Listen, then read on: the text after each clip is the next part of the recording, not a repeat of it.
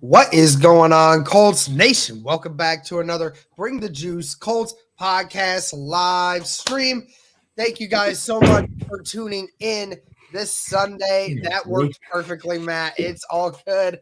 Dude, hey, playoff hopes still on the line for both of these teams today. We have week 17 matchup between the Las Vegas Raiders and the Indianapolis Colts. My guy Matt joining me today. How you doing today, my friend? I'm doing pretty good. I'm actually wearing a Colts shirt, which is exciting.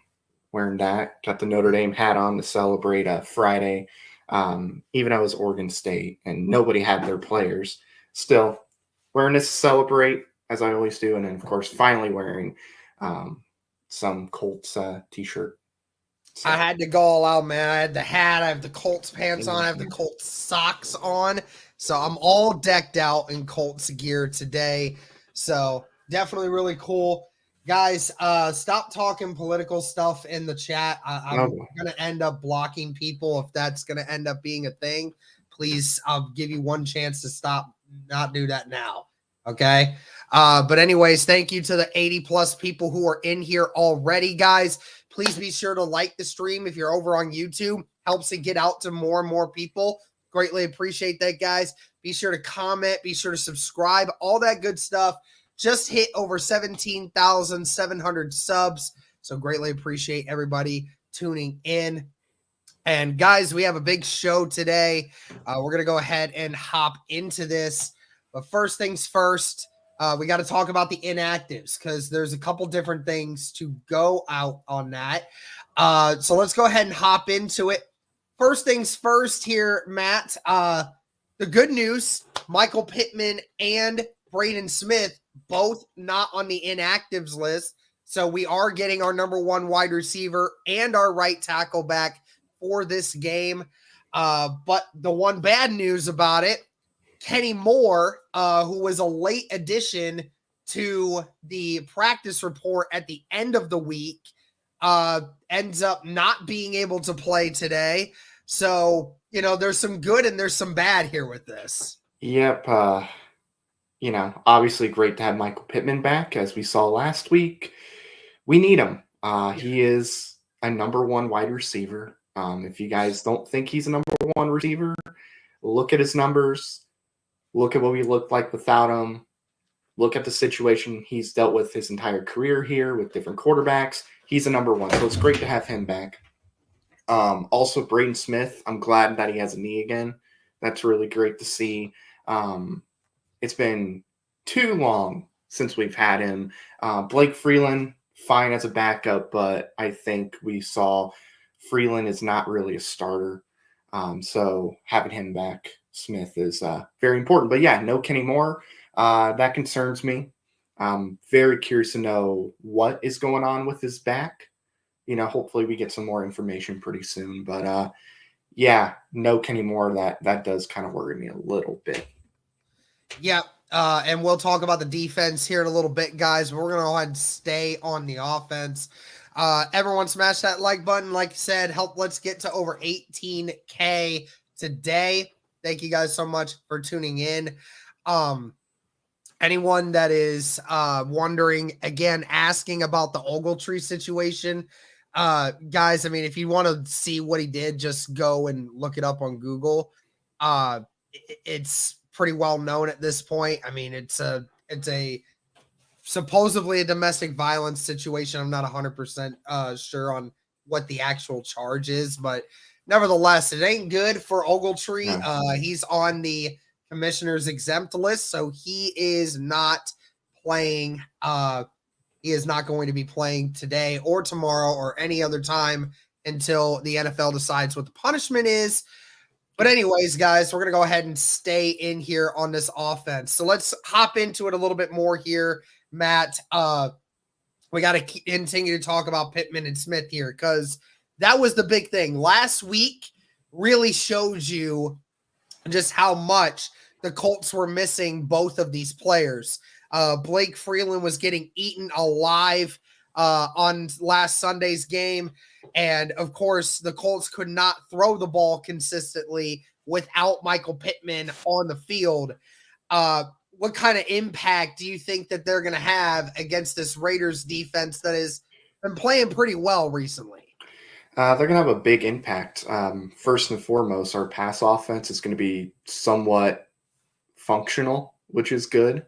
Michael Pittman, I think he's really improved, especially with like holding on to passes thrown his way. He can make some really difficult catches, which, early on in his career, he did drop the ball from time to time. He did, fumble the ball from time to time. It seems like he's fixing that.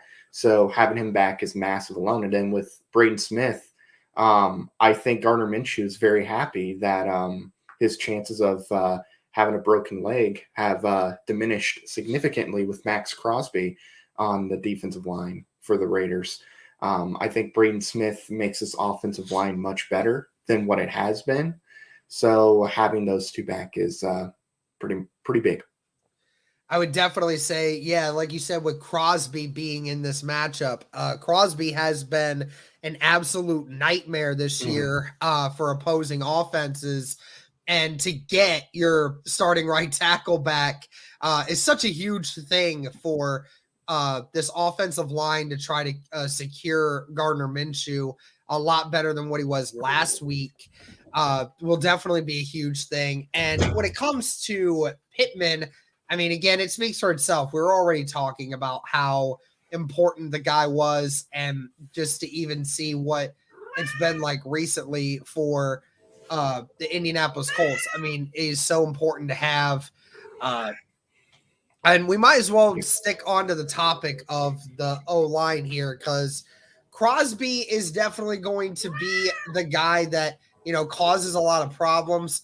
But do we fear anyone else along that defensive line for the Raiders? Do we think that having Smith back kind of helps make the offensive line elite again, as we've seen before?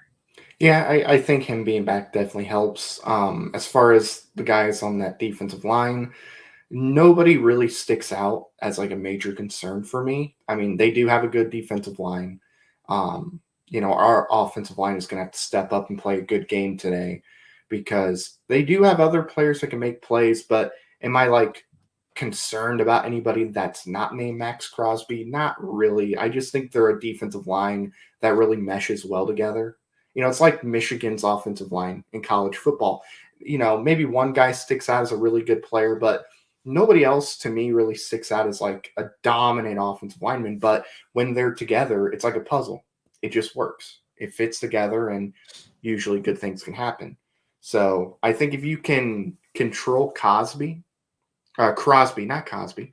If you can control Crosby, then I think we'll be okay. It will definitely be interesting to see how this goes, for sure. Let's go ahead, guys. Let's hop into some trivia questions, and we'll just hop into it from there. A few more things to talk about today, and then we'll get into some other NFL games and whatnot.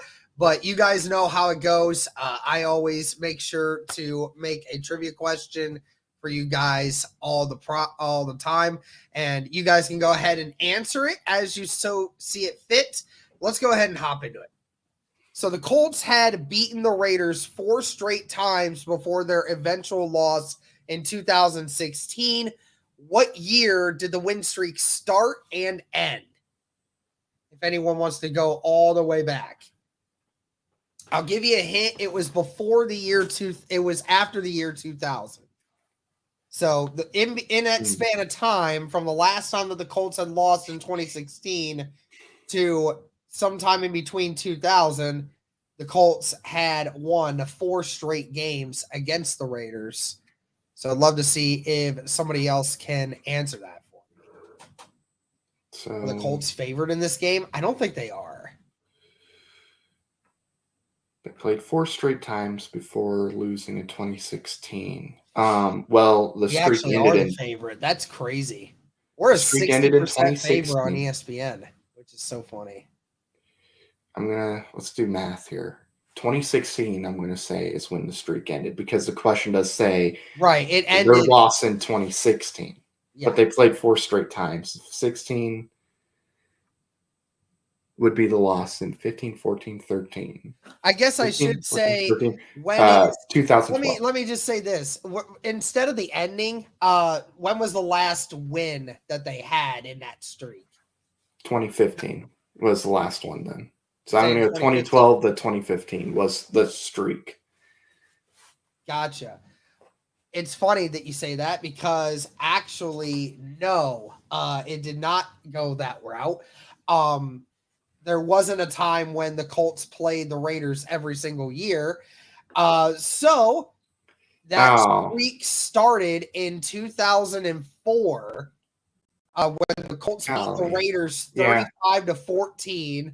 And then their last win of the streak ended in 2013 when they beat the Raiders at home 21-17. They had beaten the Raiders 4 times from 2004 to 2013. Okay. So that is that. There we go. Okay. You didn't give me options, so. Yeah, well, I mixed it up a little bit this time, all right? Okay. Shout out to the 100 people watching, guys. Thank you so much for tuning in. Be sure to comment. Be sure to subscribe. All that good stuff. Well, let's go ahead and hop into this defense here, Matt, because I think everyone wants to talk about it now, especially with knowing that Kenny Moore is out. You had told me that it seems like Lamons is going to start. Again, we won't know until and what capacity, who's going to do what, because we know that Nick Cross normally would be in that position, but with Julian Blackmon being out for the remainder of the regular season, that is not going to be something that we're going to see him doing because he's going to be one of the safeties. So it is going to be a question mark of who's going to take over there. How concerned are you, man, that Kenny Moore is not playing and how young this secondary is today? I'm quite concerned. I think Kenny Moore's been having a really good year. I think Kenny Moore has had a much better year than last year for sure. I think he's rebounded very well to the point where I would absolutely re-sign him to another deal. He's been playing really good football. So losing him does concern me. Lamons, might be a solid backup, sure, but as a starter, I don't know. I mean, you got to go up against Jacoby Myers. You got to go up against Devontae Adams. I don't know if Michael Mayer is playing or not, but just if they actually throw him the football, he can make plays. Like, I feel bad for him for being in the Raiders because seeing him at Notre Dame, he catches everything. They don't throw him the football. So if they used him, that's another player I would be concerned with as well. But is it Aiden O'Connor or O'Connell? What's up? Is it O'Connell? Okay, that tells you how much I actually care about looking into him. Very forgettable. But I understand he's not great. Michael Mayer's out. Okay. O'Connell's not great, but still with Lamon starting instead of Kenny Moore, I am a little bit concerned because you're losing a very good corner. Well, I think what's crazy is, like, if you had a even semi-remotely accurate or aggressive defense, you would not fear Aiden O'Connell in the slightest. Because I looked it up the other day, Matt, and I said that I even tweeted about this, said that O'Connell, if you take out the Chargers game, the game in which the Chargers just didn't show up, they didn't care. The team that was one of the most disgraceful performances by a team that I've ever seen in my life. If you took that away, Aiden O'Connell in 8 games had thrown 4 touchdowns and had thrown 7 interceptions. Even Lawrence Owen was tweeting about it the other day. He said that O'Connell might be the most inaccurate quarterback that I have ever seen on film. And yet here we are. And I could sit here and say that shouldn't concern me But with how we just last week talked about how Taylor Heineke, who hadn't had great performances all year long, went out there and picked the Colts defense apart. And here I am saying that I do fear Aiden O'Connell and what the Raiders can do offensively through the air. I mean, how do you feel about it? Because I think everyone else here will say is not willing to give the Colts defense the benefit of the doubt. I'm not too worried about Aiden O'Connell. Excuse me. But like you said, last week we were talking about how Taylor Heineke was not having a good year, did not have a single game where he completed more than like 57, 58% of his passes. And then he goes out there, has a really good game. Now we don't have Kenny Moore. And I get it. Aiden O'Connell, super, inaccurate. I get that. But I get a feeling, because it happens, it seems like every single time. It doesn't matter how good or bad a quarterback is. They're always going to have a good game against the Colts.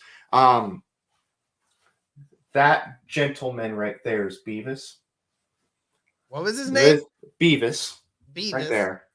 This gentleman, who's like 55 pounds, is Butthead. Now, to be fair, when I named them Beavis and Butthead, he would always like bite if you went to touch him. Uh-huh. And he was always like super sweet. He's still super sweet, but he's like super lovey-dovey now. So I don't think Butthead excuse me, I don't think Butthead works anymore. But we're gonna keep it. My brother is in the chat being like, nice, that's classic. I mean, I could have went Bert and Ernie, but I went Beavis. Derek, you've been great on the round table. Just wanted to shout that out, bro. Appreciate you, Brandon. I appreciate that. Yeah, that is another thing. Shout out to the 122 people in here right now. I'm actually going to bring that up here while I have a chance. And I'll actually leave the I'll leave it in the chat as well. Let me just get this, copy and paste that. Yeah, so I am also part of a roundtable, the AFC South roundtable. Me and a couple other content creators from the AFC South all get together every Tuesday evening at 7 p.m. Eastern time to go and talk football, and specifically about the AFC South. So I'll actually show you guys this if you want to check it out yourselves. So the AFC South Roundtable, we're just over 2,200 subscribers. So we appreciate all of you that have come and supported us. And again, guys, we go live every Tuesday at 7 p.m. Eastern. So make sure to go ahead and hop over here and subscribe to this channel as well. I greatly appreciate if you would do that. Thank you guys so much for tuning in, as always.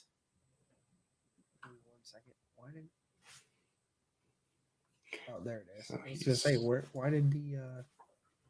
It's making sure his breadsticks will be here soon. Why won't it let me pin the message? What the heck? Oh, my gosh. It won't let me pin it. Whatever. Do you think next week's game is flexed if they win? It could be. I think this is what I'll say about that. If Jacksonville loses to the Panthers and the Colts and Texans both win, the Colts-Texans will either be a Saturday night football game or it will be a Sunday night football game. It's going to be my guess, because that's going to be for the division. And if Jacksonville loses and both Houston and Indy will win, I'm going to have to bring up my tweet that I put out like 6 to 10 weeks ago. I can't remember exactly when I said week 18, we will see who wins the AFC South when the Colts and Texans play. I called it out a long time ago. Made my prediction. We'll see. So we'll see. But yeah, back to this. I mean, I think it's just crazy because I would love to have the confidence that this team could play good defense against the Raiders. And the crazy part is, like, from a personnel standpoint, I have good faith in the personnel. Even after Kenny Moore is out and Julian Blackmon's out, I still feel like we could do something with it. But the problem is I don't have faith in the defensive scheming. That's what concerns me. Is last week we saw this team getting torched defensively, but we never made adjustments. We didn't send pressure. We didn't change up the schemes. We didn't do all that stuff. And yet somehow, some way, we had a situation where we just never changed anything, and we just allowed Taylor Heineke and the run game to just run all over us. And that's what concerns me, is it's going to be another one of those games where the Raiders score 7 points offensively, but they're able to move the ball however they want to. They might score 25 on us because our defense is just absolute gobshite. So I don't know, like, I don't know. I hate that I have to feel that way about this defense because of who is running the defense. Yeah. I defended Gus Bradley, especially early on, because, like, for the first however many weeks, I think 3-4 weeks, it really wasn't all on the defense that they were giving up that many points, because the offense was putting them in bad situations, just like last year. But then you start looking at the numbers that the offense has been able to put up this year, throughout the year, even with Gardner Minshew instead of Richardson. And you just watch last week against the Raiders or Falcons. You watch the game against the Bengals, and it's like, yeah, Gus Bradley, what are you doing? What are you doing, man?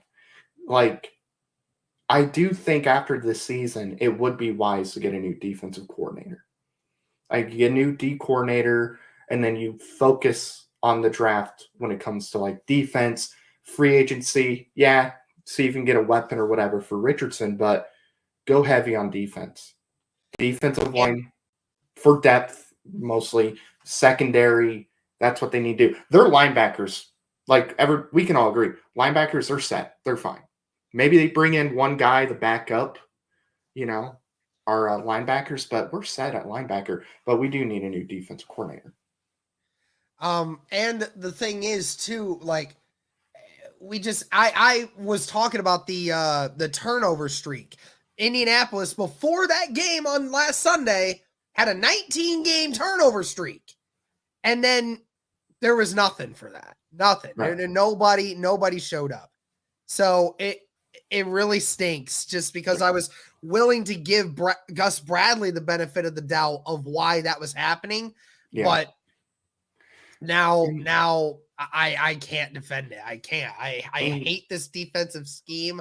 Right. I hate how non-aggressive we are. And it angers me. Yeah, shout out to the 150 people watching.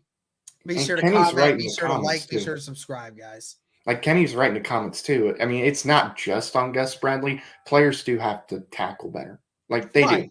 But I mean, you also, as a defensive coordinator, whatever position you're working on with the defense, you have to teach them how to tackle too. Like, you got to work with them on that too. And, this past week wasn't the only game where we struggled with tackles. So, yeah, our players do have to, they have to make tackles. There are times where it's all on them, but our coaches also have to, teach them how to tackle, and do it consistently.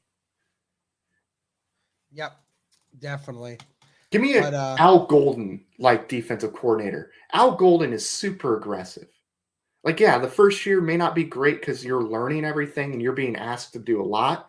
But year 2, you look at Notre Dame's defense this year, super aggressive. And all of them can do different things. We need a guy like that can get these guys to be more aggressive and like teach them to be in the right spots. Yep.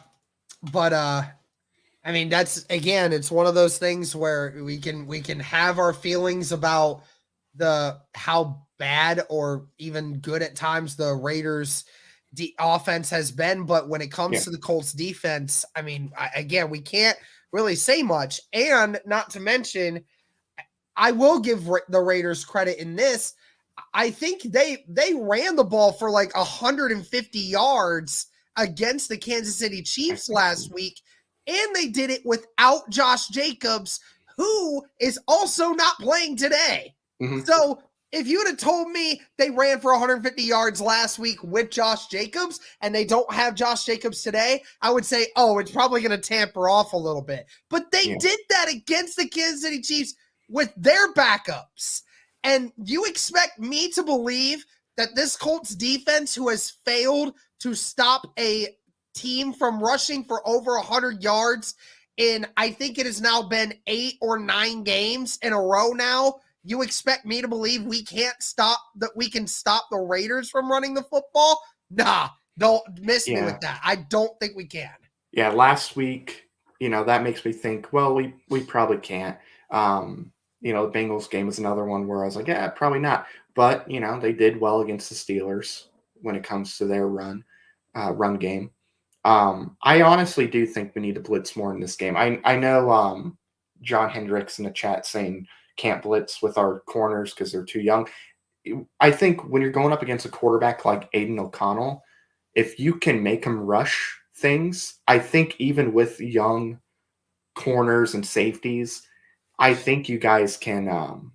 I think they can be perfectly fine if we bring a lot of pressure, and if we rush Aiden O'Connell, I do think he's going to make mistakes. Yep, it definitely will be interesting to see what they do. Man, it's only been 28 minutes. Holy cow, that's crazy. Oh yeah. Oh my goodness. Well, I mean, let's talk about a few things outside of the Colts before we hop into this NFL schedule and whatnot. I mean, heck, did you see what happened last night with the Lions? Yeah, I heard about it. I was watching. What's your opinion on it? So did the refs say that 70 reported? Their explanation is that they said 70 reported as the eligible receiver, which is ridiculous because he's an interior offensive lineman. But that's what they said, is that 70 reported, not 68, who actually did report. Yeah. And that's why they called the flag after the fact. Yeah, NFC South. We're in the NFC South. Cool. What's going on, UFC? But I love this dude. He's hilarious. Yeah, he is. But no, yeah. In the post game, in the locker room, they were talking to players. 70 said he did not report. 68 said he did, and then we saw, because of ESPN's camera angles, 68 did report. So yes. He went up to the ref, he did this and said report, and the official shruggingly acknowledged and moved on. Yeah. Now here's the thing. The BS aside of Dan Campbell saying I talked with the refs before the game about this, like, again, that's not the official's job to remember after the game, later in the game, that you want to bring it to their attention, go right ahead. It's not their job to know what you're going to run at the end. Yeah. But I will say this. I'll just say this. If you're not going to call it rigged, which is fine, you can have that opinion about it, it is still terrible officiating, because you saw that ref ran away from the Lions players who were coming up to them and acknowledging that they were coming and reporting as eligible, right? Yeah. So the officials are at fault for how this game ended, regardless one way or the other, on if the Lions should have hiked it even after the official said number 70 is reported as eligible. Yeah. Right there and then, yes, Dan Campbell and Jared Goff should have been smart enough. Hold on, Brandon Smith with the $5 super chat. I have to go. Can everyone put their bold predictions in the chat? Let's go, Colts. Appreciate you, Brandon. Thank you. Loyal member. Saw the hashtag. Oh, man. What the heck? We got some shoes flying, I think. 2 shoe flips. Oh, my gosh. What the heck?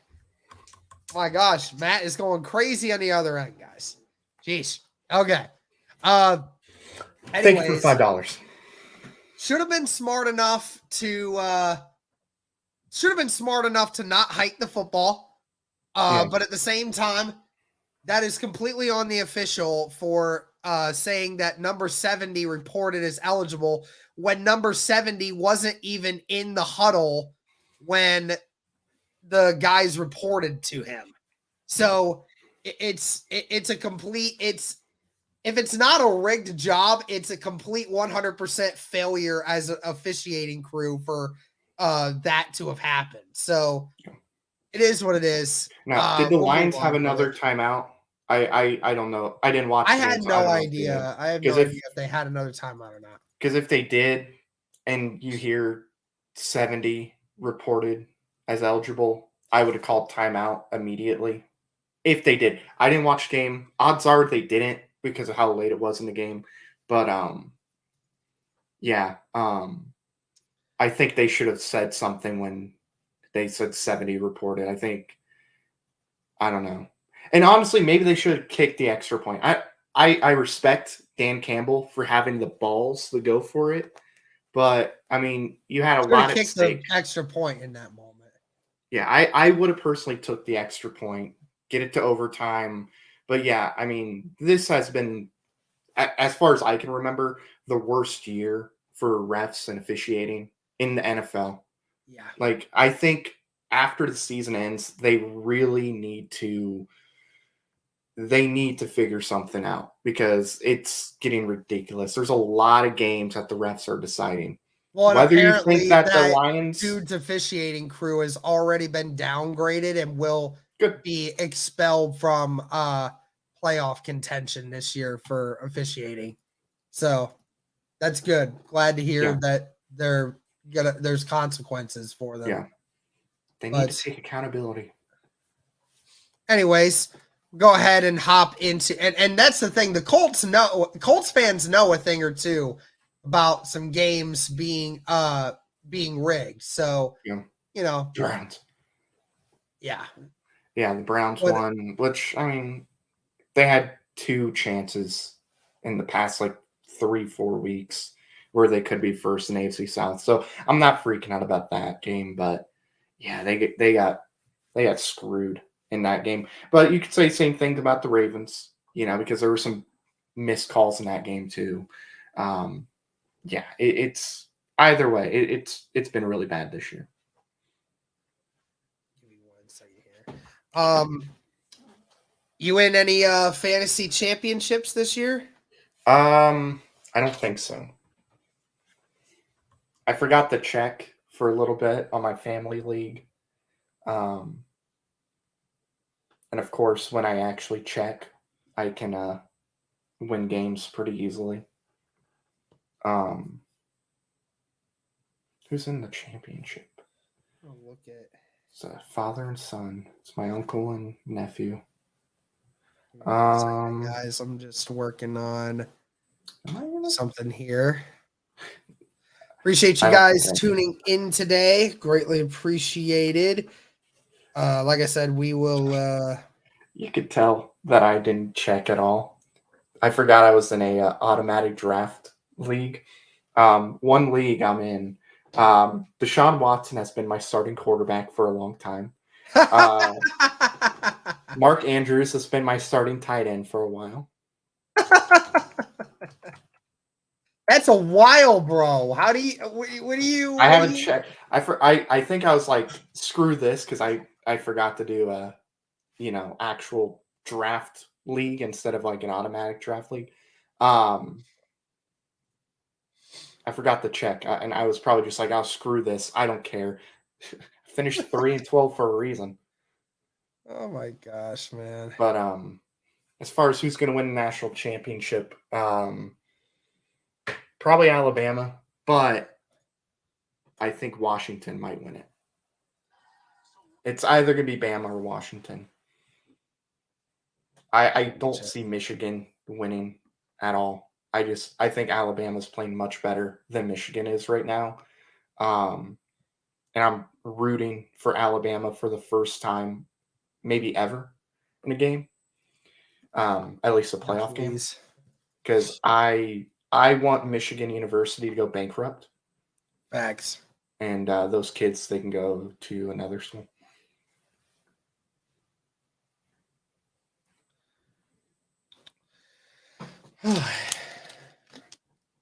So, yeah.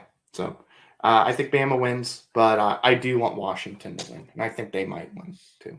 But just shout out to the 167 people watching, guys. Be sure to like, be sure to comment, be sure to subscribe, all that good stuff. Greatly appreciated. Let's see. Let's go into some NFL games, eh? All right. Falcons versus the Bears. Who do you got? I think the Bears win. They're playing good football lately. Like, they're playing much better. I don't want LSU or John Hendricks. I'm not happy I ever agreed with you because I hate USC with a passion. I don't hate LSU. I do hate some of the fans though, because there's fans that are like, because Notre Dame and LSU finished the regular season both 9-3. There's fans like, well, look at our losses. It doesn't matter. We're both 9-3. We're playing in meaningless bowl games. But like, I never really disliked them. I like to warn people about Brian Kelly because he's tried to leave Notre Dame multiple times. And if he sees an opportunity, he's going to try to take it. So I swear I'm buying Sunday NFL ticket next year. I might, but I don't know why I would buy it. I can't keep relying on having to hope Cody has the game ready, and then he has things to do after, and then can't help me when the broadcast goes bad. Yeah. So he puts it on, and he has NFL TV, or he has YouTube TV, and he has it on, and then he has it going, and then it says, oh, the broadcast currently unavailable to watch. Please try again. And it says that I can't change it now because I'm on the road. It's like, well, that's just great. Yeah. It's a thing. And then, like, we used to do that thing where I would have a separate StreamYard thing open. But now I always watch the game at my parents' house. I'm not here, so if it screws up, I can't really do anything. Yeah, next year I'm getting it. Yeah, I can understand. I can understand you getting it for the games. For me, unless I'm like out of state and there's no way for me to watch it, there's really no point. Like I'll be on vacation next year, probably twice. So maybe I should get it. In the future, you're gonna focus on this one for sure. But dang, this one's behind even Extreme East. Holy cow, that's crazy. Yeah, the 4-screen is great on YouTube TV. Yes, it is. I love it. I love it for college football. And NBA, if there's 2 or 3 games on, it's fun too. Why is nothing ever work for me? Oh, well. They should get primetime games next year with Richardson back. I mean, hopefully. They're a borderline playoff team this year. Yeah, that's probably true. Will. You'll at least get a Thursday night game. Just that nobody, I mean, the problem is I I wonder if it just has to do with the market the majority of the time. Like, I mean, I feel like that's what it is, just because Yeah. I don't think that I think for Indianapolis, it's just the fact that the market's so small and nobody wants to watch a Colts game, which kind of stinks. So I think it's for this year. It was a mix of the market, and then also how bad they were last year. Because even being in a small market, you can get a Thursday night game. We didn't even get a Thursday night game this year. So I think it's because you see like the Bears and the Cowboys, no matter how good or bad they are, they get 5 primetime games or 4. And it's because of the market they live in or they're located in. Now, I do have to hop off in a couple minutes. So I do have to run to the store. Well, why, man? Why? Why do you have to hop on? Soda for the game. And then it You takes can get 10 minutes soda to get at 1 o'clock. It takes 10 minutes to get to mom and dad's. And it's New Year's Eve. The game don't start till 1:10, so there you go. You're walking in. It's also New Year's Eve. I do have to, though. And I'm expecting the people that are last minute shopping to be shopping now before it gets too late. I think we can raise $350 very easily now. No ordering the max with Red Zone. Yeah, very true. But yeah, I do have to hop off.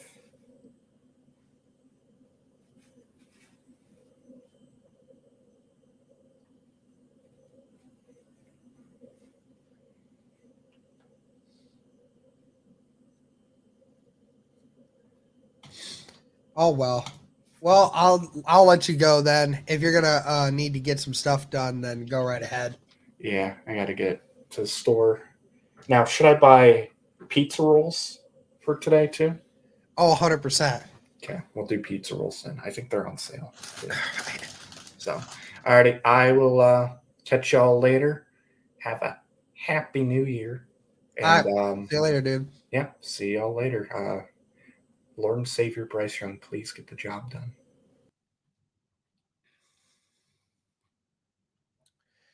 Yeah, it's New Year's Eve, man. Will the Colts give us happiness going into the new year? Or will they give us sadness?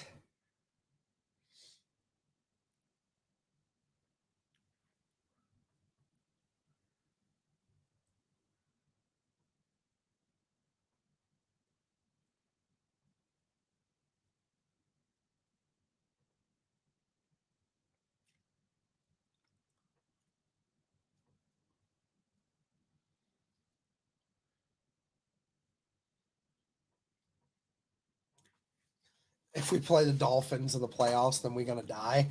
Well, you know what? I mean, Baltimore can, if the Baltimore Ravens can beat the Dolphins and then the Dolphins lose to the Bills, then the Bills can end up taking the division from them. So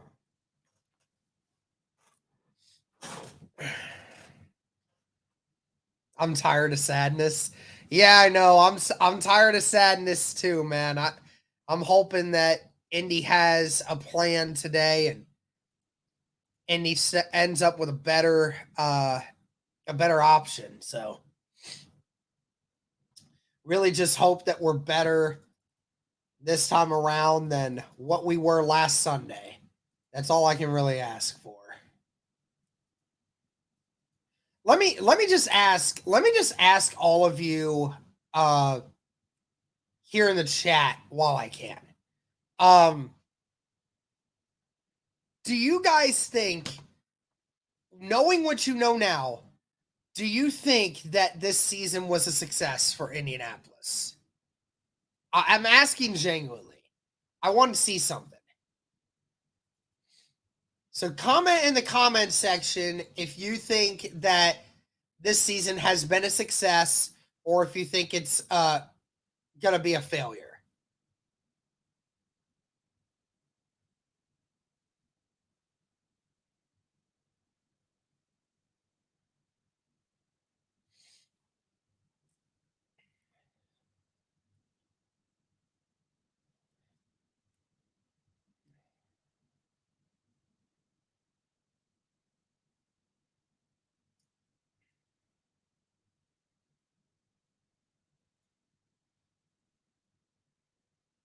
Appreciate you, Eric. Okay. All right. So 90% of you say yes. Okay. Now, here's the thing. So if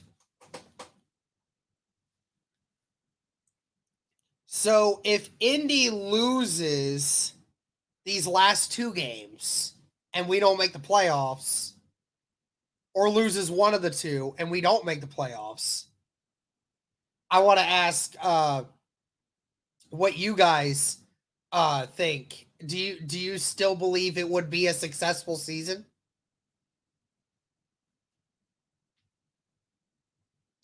I am not going to be able to show the game. That is against copyright reasons.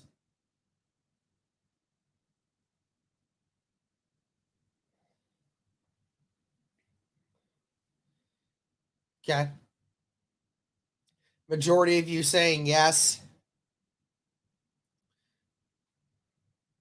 Now, here's the thing. I'll say, here's what I'll say. I get why people are upset about how last week ended, and if we were to miss the playoffs this year, I would definitely be very upset. But the whole premise of this year was that Indianapolis was never supposed to be in this position to begin with. Indy had 4 wins in 2022. And with Shane Steichen and all this other stuff, we were hoping that Indy would show a little bit of improvement. We were hoping that Indy would just look like a better team. Simply put, we just were hoping that Indy would look like a better team than what they did previously. And for all intents and purposes, I would say Indy looks like a better team overall this year than what they were last year. Now, the thing is I agree, Cody. I agree. Let's get to 18K. Yes, Braden Smith is back too. Now, the reason why I can't take people seriously on the season is not a success, regardless of the opinion, is because now, if Indy gets blown out by the Raiders and the Texans, then yeah, we're going to have a somewhat uncomfortable conversation a little bit about some things. But at the end of the day, you can't make the people happy when it comes to how the season ends. Like, people would still have been angry with the Indianapolis Colts if they had lost or had only won 4, 5, 6 games, right? And then you have people that are saying the season is a failure if we don't make the playoffs, right? So you're moving the goalpost to where regardless of what you did, you're saying it's not a success. And then you still have a few people that say that if the Colts didn't make the Super Bowl, it's not a successful season. Of course, it's most likely the trolls, but it's just hard for me to say that somebody, when you move the goalpost of where you define a successful season, you're not making the argument very valuable, because then you're just making it to where everything has a contingency on it, and it's just not worth it, because ultimately a season is successful most of the time if you win more games than you did previously, and you won more games than what you were expected to do as a team. That is what a successful season is, at least from the perspective of the Indianapolis Colts, right? What's a successful season for Kansas City, right? They go to the playoffs and then they go to the Super Bowl. That's a successful season for Kansas City right now, right? Because they've set the bar at that. Indy was at the bottom.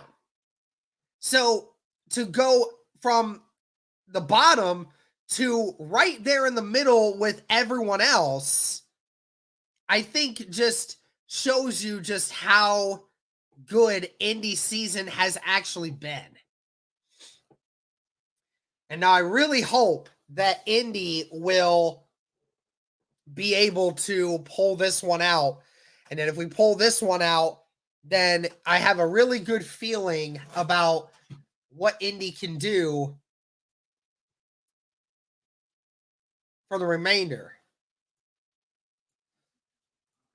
So let's see who the Bengals are playing.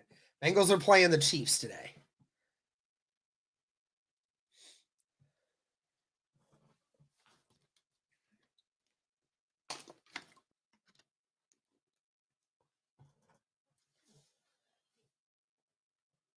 But we did it with our backup QB. 100%. I mean, and that's the thing. Indy has won games and done it with a backup quarterback. A backup quarterback, the youngest secondary in the entire NFL, and injuries that are much worse than a lot of other teams out there. So it's been a wild ride. It's been a wild ride.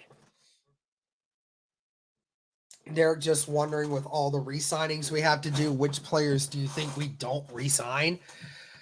That's a good question. Let me look that up.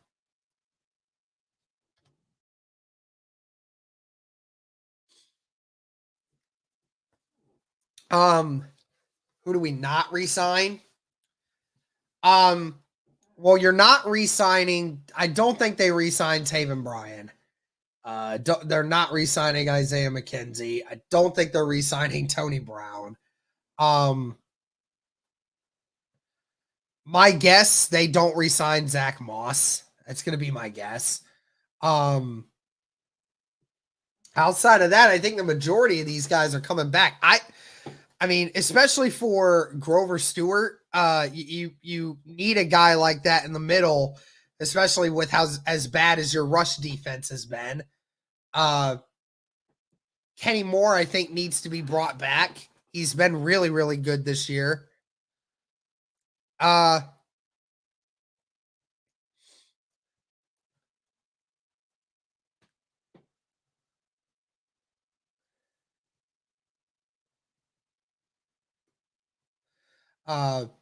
It will be very interesting to see who Indy does get this offseason, because you have to re-sign Michael Pittman. You have to re-sign Julian Blackmon.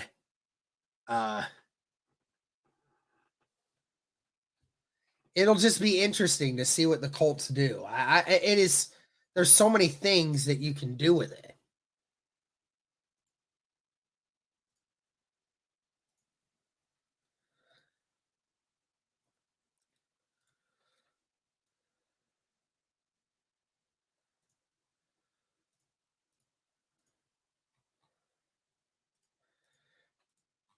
All I want is a Colts win today, man. That's All I really want is just the Colts win today.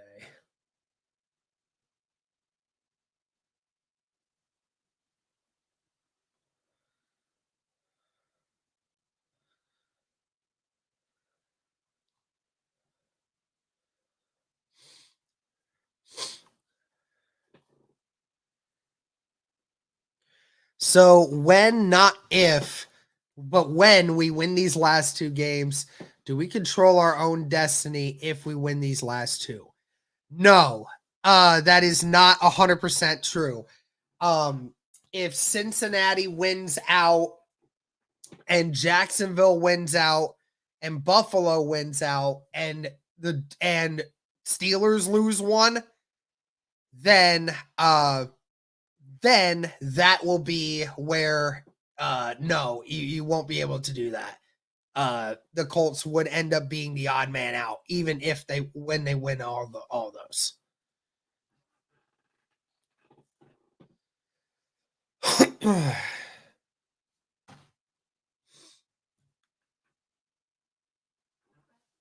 Be right back, guys. Be right back.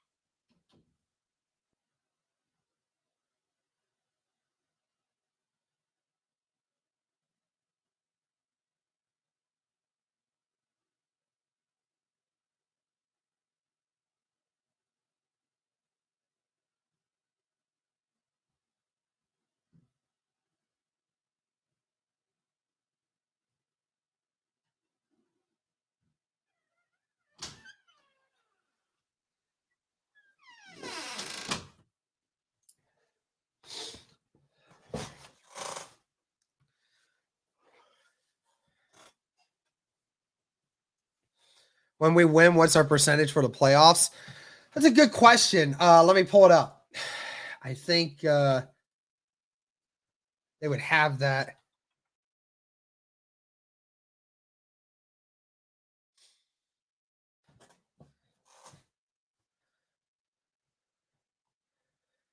Basically, if the Colts win, there's a 70% chance of making it. So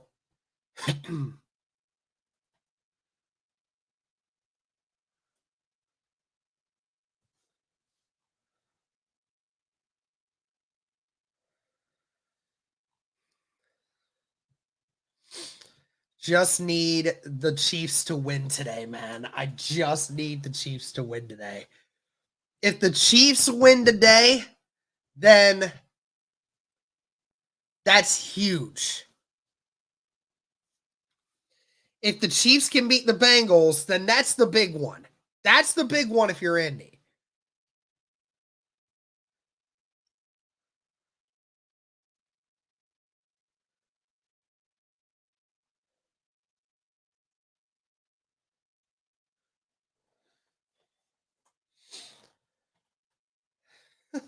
Does Derek have his breadsticks ready? Seems like when you eat breadsticks, we win. I don't know if that's exactly how that works, but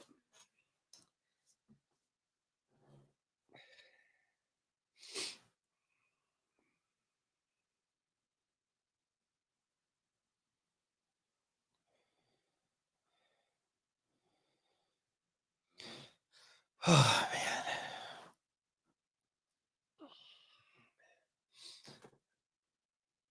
So what if the Chiefs win and we lose? Well, that certainly helps, but I think what would happen is the only thing is I think the Raiders would jump us if the Steelers lose. Now that's a good thing, but we'd have to rely on a lot of teams to lose that we need, like that's going to be the big thing. Yeah, Pittman's ready. Derek gets breadsticks if we win. Hey, appreciate that.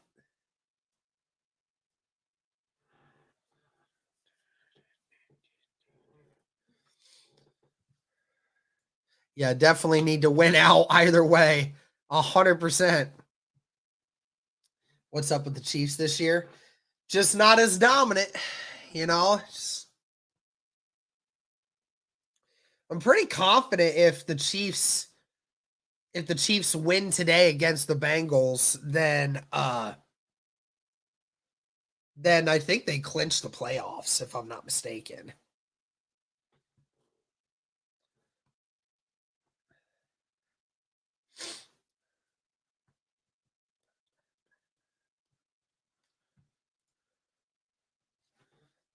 Hey, I'll do that, Isaac, for the 20K celebration. 100%. Y'all get me to 20,000 subscribers. Derek, you from Indy? No, I'm not from Indy. Would love to go to live in Indy or close to Indy at some point.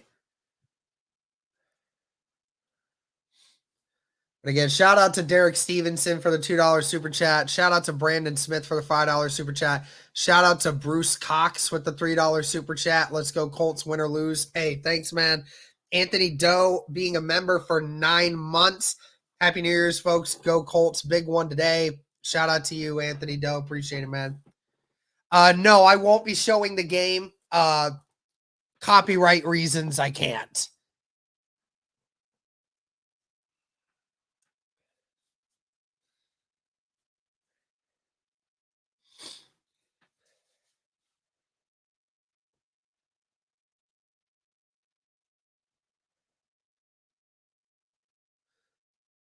All right. A very well-coached Raiders team and a well-coached Colts team. There we go.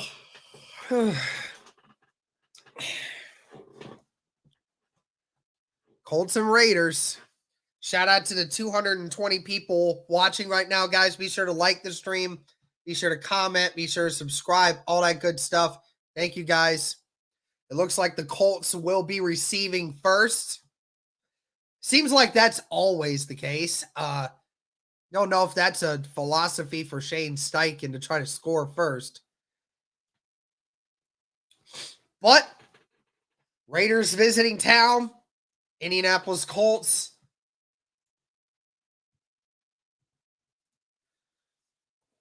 And again, guys, I know I'm behind, but give me a chance. And we are underway.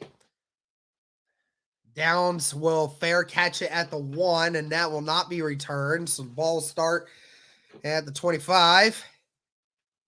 And Gardner Minshew out to a bad offensive play or game for the Indianapolis Colts last week.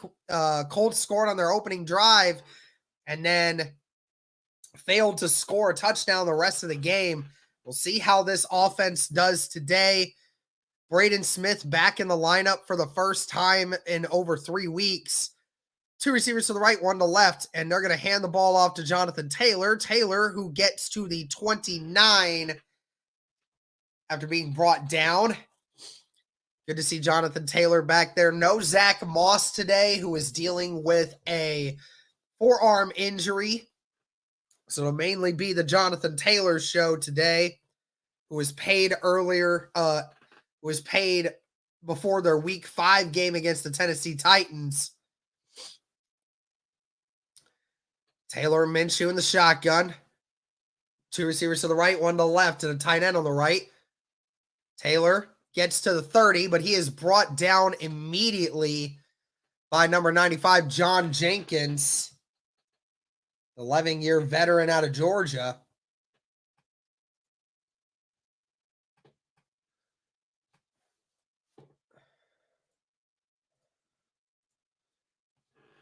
Third down and 5, Colts hurrying.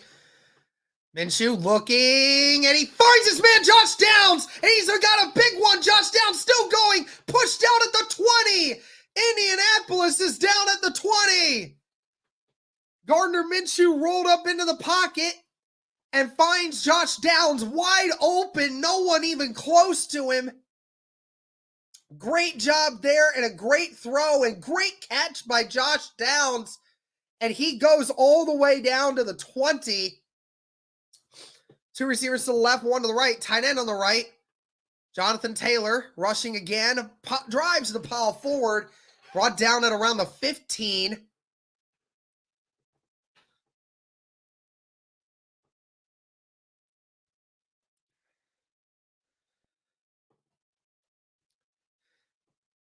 With all the talk of Michael Pittman being back in this game, the Colts haven't gone to him yet. But Josh Downs with the first big catch of the day. 2 receivers to the left, 1 to the right. Tight end on the right. 2nd down and 5. Minshew going to hand it off again to Taylor. Taylor gets the first down and more, brought down at the 5. That's a gain of 10. And another good run there from Jonathan Taylor. His 3rd carry on this drive. You see the difference when Braden Smith and this offensive line is working in cohesiveness. Jonathan Taylor has these holes, and he just finds a way to keep it moving. So 1st down and goal at the 5. 12:20 left in the first quarter. 1 receiver to the right and left, tight end on both sides. Going to be another run for Jonathan Taylor. Taylor finds the end zone, and the Colts start out strong. Jonathan Taylor.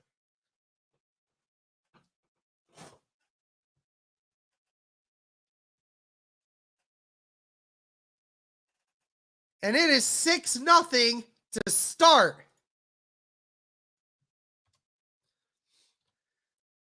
It's just a simple left drag, and Jonathan Taylor doesn't get touched until he gets to the goal line.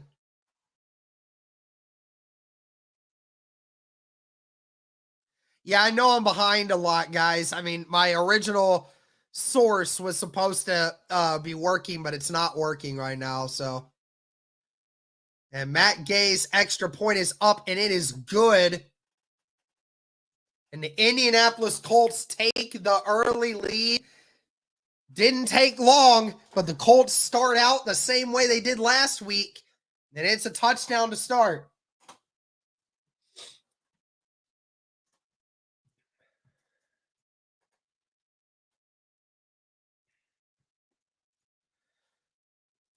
Perfectly executed drive right there.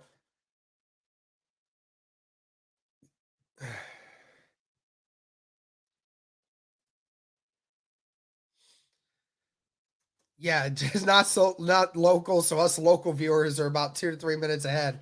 Yeah, you guys are going to be a little bit ahead of me. I'm sorry, truly. Even if I got NFL Sunday Ticket, still would not put me certainly would not be very fast. Even for you guys, you would still be ahead of me. But a great start. Now, the only thing is, I don't want to get ahead of myself. I appreciate you guys. I appreciate y'all tuning in with me regardless of the delay. I promise that next year it's going to be better.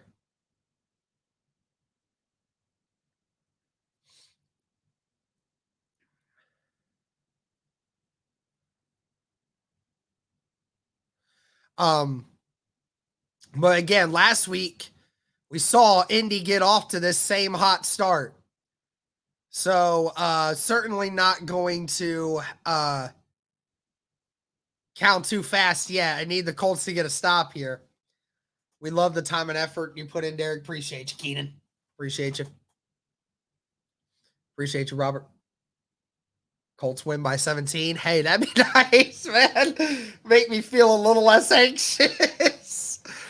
But anyways, here we go.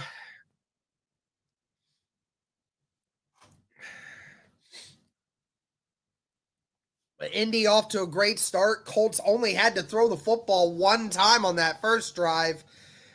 It was good for 50. It was a 5-play drive for 75 yards for the Indianapolis Colts.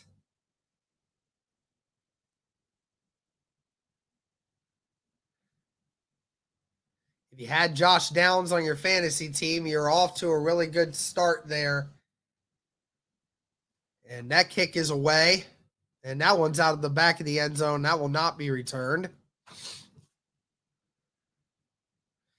And Aiden O'Connell comes out for the Raiders. Last week, went 9 of 11 in the first quarter and went 0 for 10 the rest of the game. So this Raiders team, despite not having great quarterback play all year, still been able to win games. Shows the testament to their great coaching and great mindset. Zamir White in the backfield. O'Connell back to throw on the first one, and he's going to be caught by Devontae Adams. Adams gets maybe 2, tackled by EJ Speed at the end there. Adams was lined up in the backfield with O'Connell. I'm sure that they're going to try to find all different ways to get Devontae Adams the football. Josh Jacobs not able to go today. Wasn't able to practice all week. Juju Brents over the top of Adams. 2nd down and 9. 2 receivers to the right, 1 to the left. Tight end on the left is going to be another pass for Connell. He's going to dump it down to Zamir White again. And Zamir White makes 1 guy miss, makes 2 guys miss, and gets pushed out after a gain of 15. And there's the bad tackling from the Indianapolis Colts that haunted them last week. And it was the same exact play. EJ Speed had him right there, but Franklin and him missed.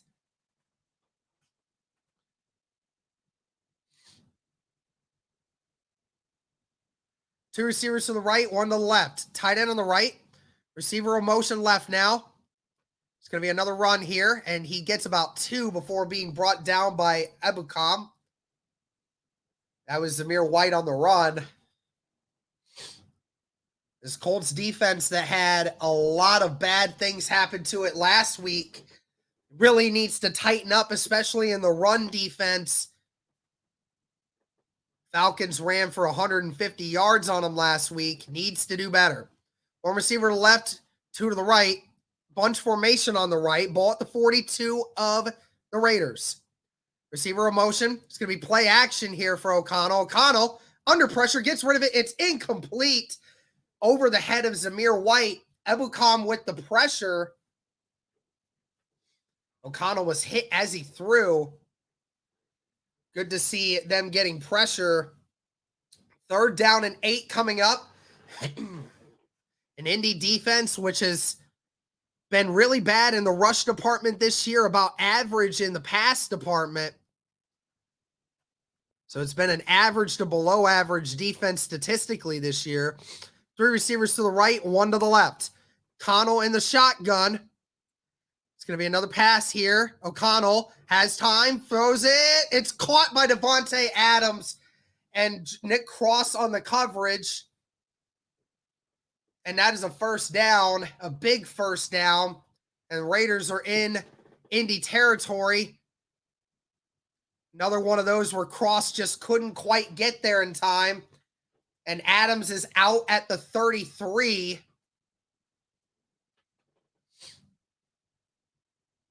Ten minutes left in the first. Shout out to the 266 people watching. It's going to be a play action again for Connell. Connell's under pressure and he's sacked. Brought down by Tyquan Lewis. The first sack of the game. That was something we didn't see at all last week for the Indianapolis Colts. And Tyquan Lewis just comes off the edge here unblocked. Missed by the receiver and the tight end. And Dio Dangbo comes in at the end, too, to clean it up. And it's a loss of 9. 2nd down and 19. 3 receivers to the left, tight end on the right. Adams will now motion right. It's going to be another pass here. O'Connell dumps it off quickly to Zamir White. Zamir White brought down after a gain of 3 by Zaire Franklin. So it'll be 3rd and 15 coming up. 3rd and long. Can the Colts get the stop that they need? This might end up being 4 down territory if you're the Raiders, if they can get close enough They're teeter-tottering on field goal territory right now. 8.5 minutes left in the first. Adams lined out right, 3 receivers on the left.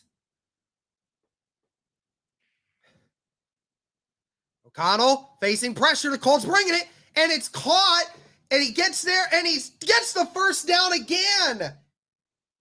The Colts couldn't make the stop. They just dump it down to Abdullah, and Abdullah gets 18.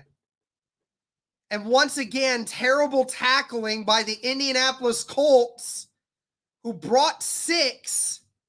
And Abdullah was wide open in the middle of the field, and nobody was there to get him.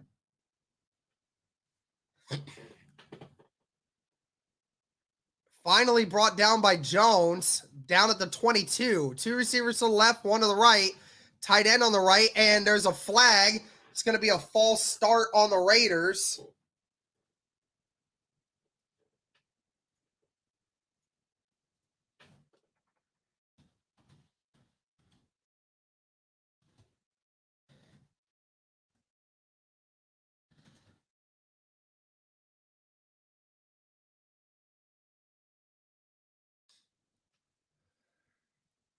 First down and 15. Raiders in Indy territory.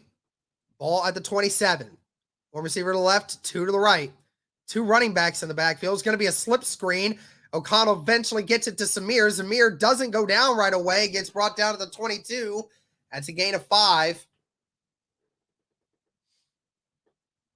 The Colts have been getting good pressure on O'Connell on this drive, but they've been able to get some of these quick plays off, and no one else is nearby.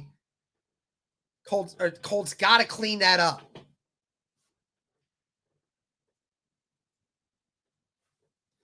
Second down and 10 from the 22.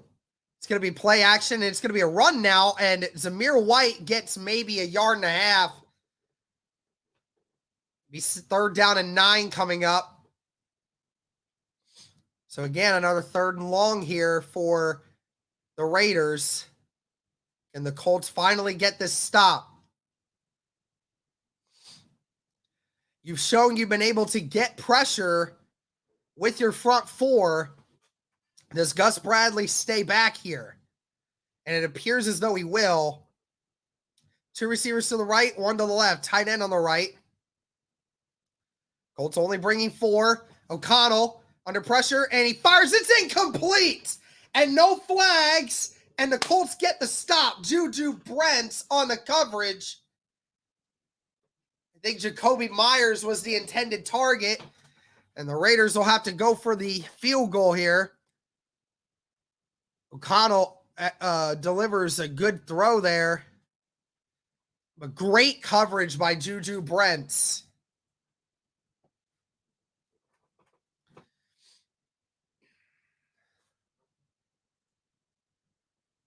40-yard attempt here.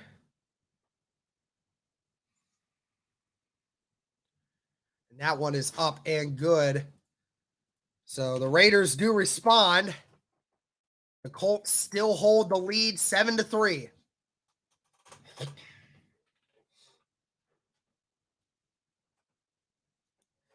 All right. Off to a better start than it was last week. Oh, but man, that defense, dude, that tackling is abysmal.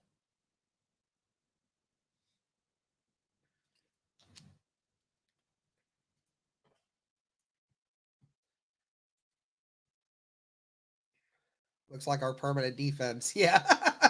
Just joining. How's Minshew look? He had 1 pass, and it was for a 50-yarder, so off to a good start, if you ask me. Hopefully we continue. Let's look at some scores around the league here. Texans with a 3-0 lead over the Titans. 7-0 lead Bears over the Falcons. Dolphins and Ravens tied at 7. Saints leading 7-0 over the Buccaneers. 7-3 Patriots over the Bills. Cardinals 3-0 over the Eagles. Panthers and Jags 3-0 Jags. And it's 3-0 49ers over the Commanders. Man, there's a lot of 1 o'clock games today. There is like 10 of them. Yeah, there's 10 1 o'clock games. Yeah, because there's 4:25 games, and then there's a 8:20 game tonight.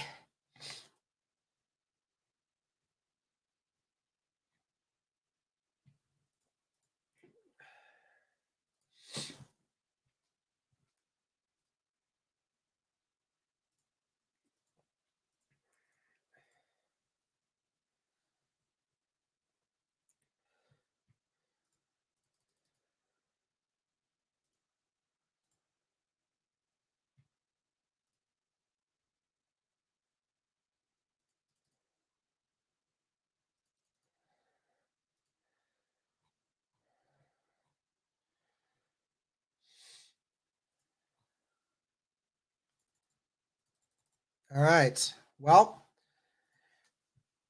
here we go. Back to doing this.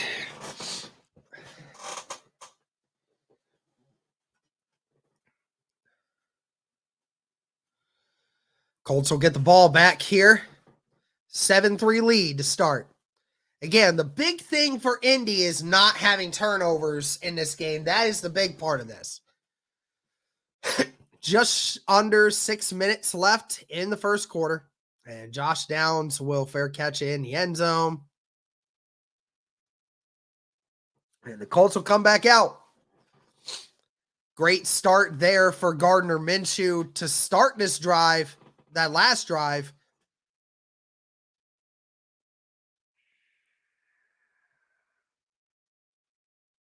See if the Colts can replicate it.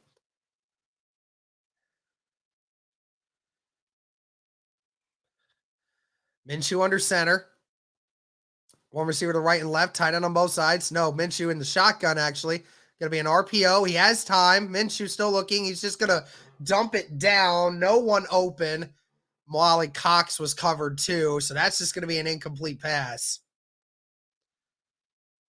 If you don't have someone, just get rid of it. Don't allow the team to make a mistake. Good work there by Minshew. 2nd down and 10 now. Expect the Colts to pass 3 straight times here. 2 receivers to the right, 1 to the left. Tight end on the left. It's going to be another RPO, and it's high. Michael Pittman couldn't hold on to it. Pittman was wide open, but Gardner Minshew left it high.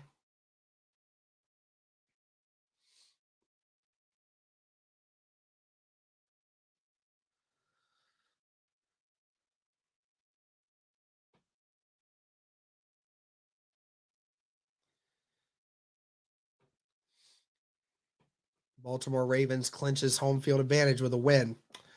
3rd down and 10. There's 2 receivers to the right, 1 to the left. Tight end on the right. Raiders showing a little bit of blitz here. Almost got him to jump off sides, and I think they're actually going to... No, they somehow got it off, but there is pressure up the middle. Minshew's going to get sacked. Max Crosby with the initial hit, but then gets sacked in the backfield by number 69. That's Adam Butler. And that is the first sack of the game for the Raiders.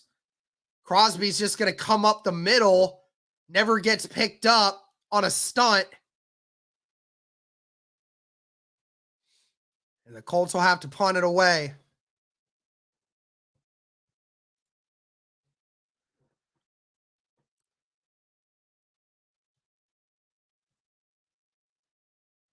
Raiders coming after it. Whew! And he got it off. Good punt there. Fair caught at the 33. So the Raiders will take back over.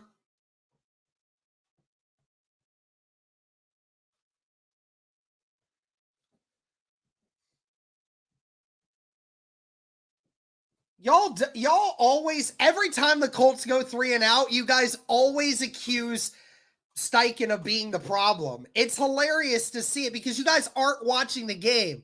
Like, you literally cannot see that the Indianapolis Colts just did not execute on that drive. Like, y'all are just killing me. Y'all kill me. Just like how much you don't understand play calling. Like, I don't understand. How is it so hard to understand that Minshew missed a wide open Pittman? How is it that hard to understand?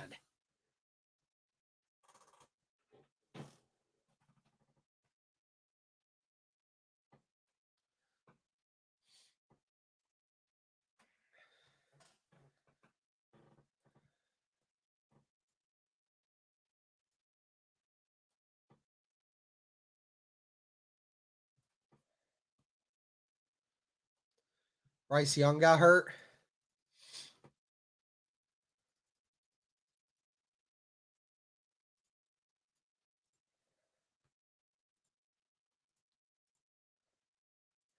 And not to mention, they said that Alec Pierce was wide open on first down.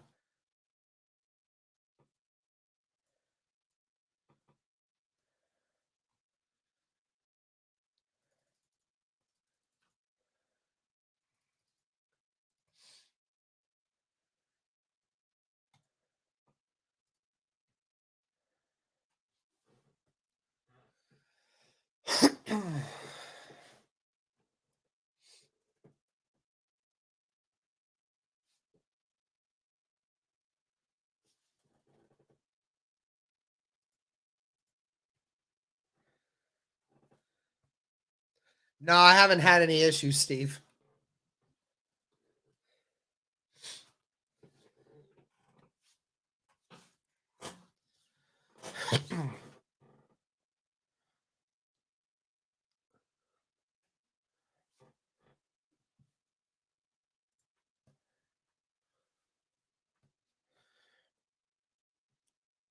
All right, here we go.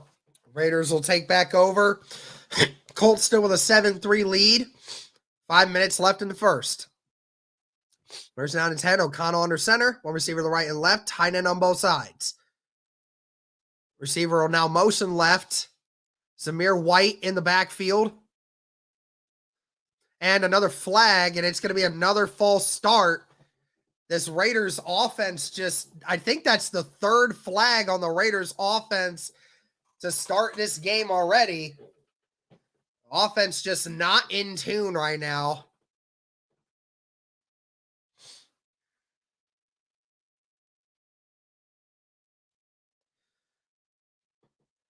.5 penalties a game this season offensively. One receiver to the right and left, tight end on both sides. It's going to be a run here. And Zamir White carries the ball forward for a gain of maybe 3. Tackled eventually by a plethora of Colts players.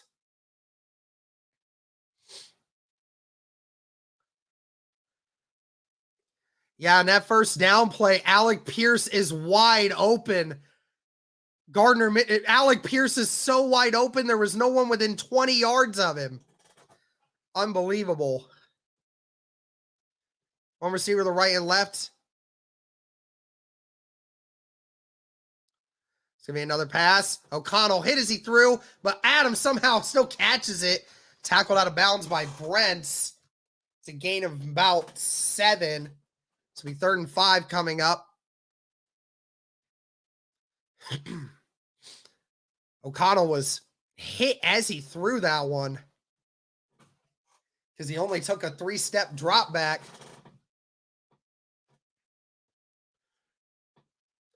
Third and 5.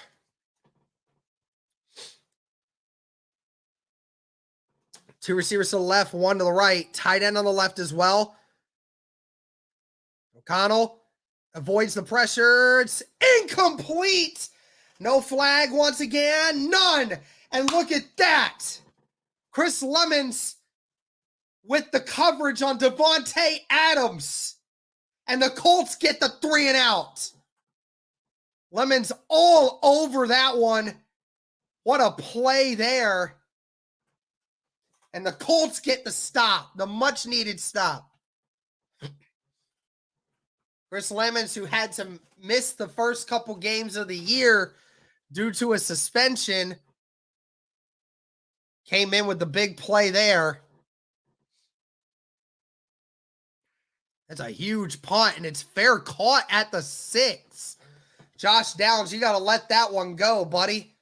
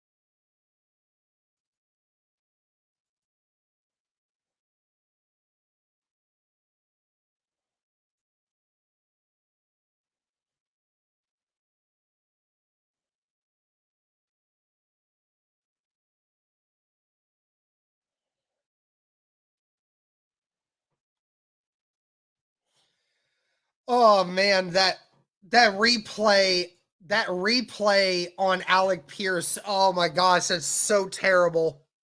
Guys, I can't even tell you just how bad Alec Pierce was open. I mean, I can't even describe it. Like, he could have jogged to the end zone at that point and would have had room. I mean, it's unbelievably bad. Unbelievably bad.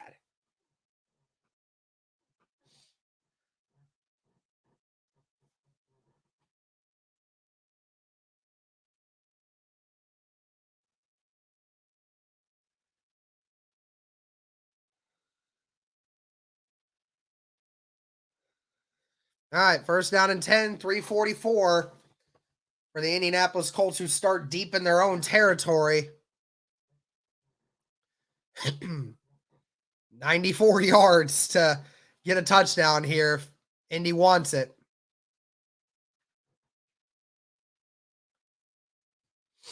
Went 3 and out last possession. Let's see what the Colts can do here. 2 receivers to the right, 2 tight ends on the left. It's going to be another pass here. Minshew is just going to dump it, and it's incomplete off the hands of Granson.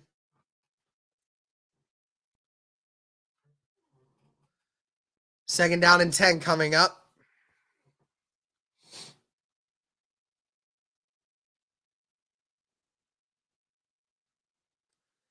Three minutes and 40 seconds left in the first quarter. Colts trying to get a first down after that great first drive. 2 receivers to the right, 1 to the left, tight end on the left. So be another pass here. Minshew finds Pittman, who catches it. And that's a gain of 5. Brought down at the 11. Third down and 5 coming up.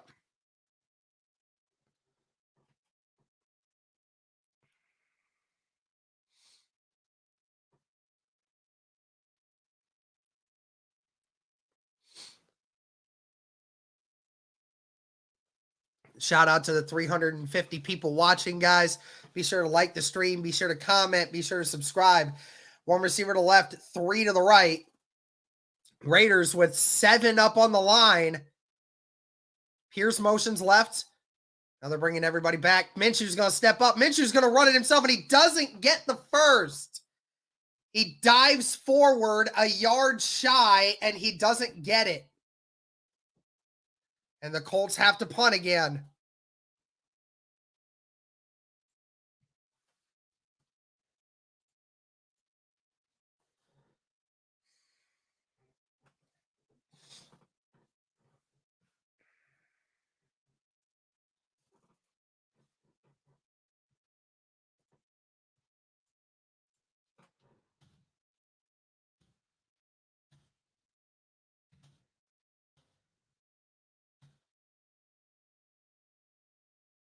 And Sanchez will punt this one away. Another decent punt caught at the 37. Gets brought down at the 39 by Trevor Denbo.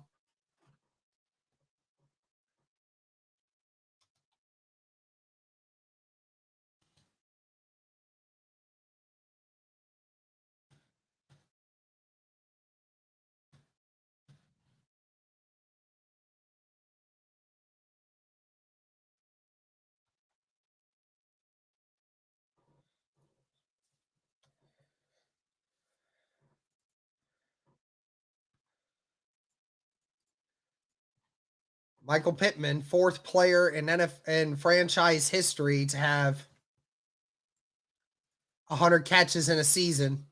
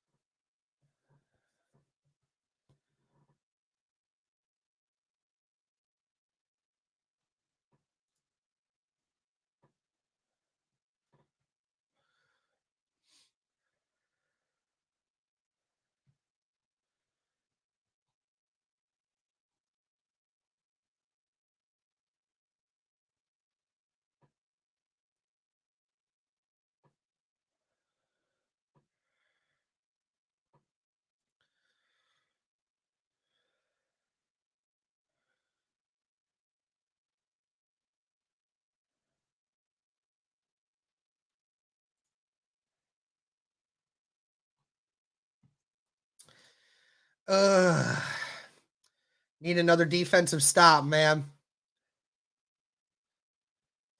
Got to run the football, man.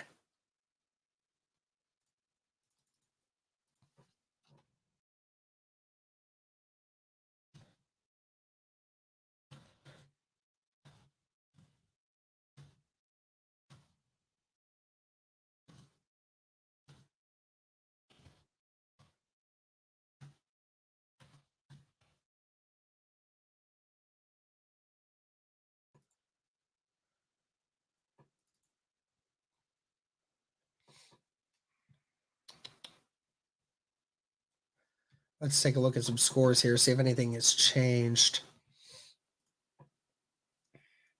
Same scores as before. Nothing else to report on the divisional front. 2 minutes left in the first quarter. Raiders will get the ball in good field position. Ball at the 40. Two receivers to the left, tight end on the right, fullback on the right. It's going to be another play action here. O'Connell under pressure gets hit as he throws it. Wide open is Adams. And incomplete, no flag thrown. I would have thought they'd hit him for that there, but that ball was just out of the reach of Adams, and Adams couldn't quite get to it. They were trying to go really deep, and Jones got beat, but because of Nick Cross and his athletic ability, able to get there, that might have been.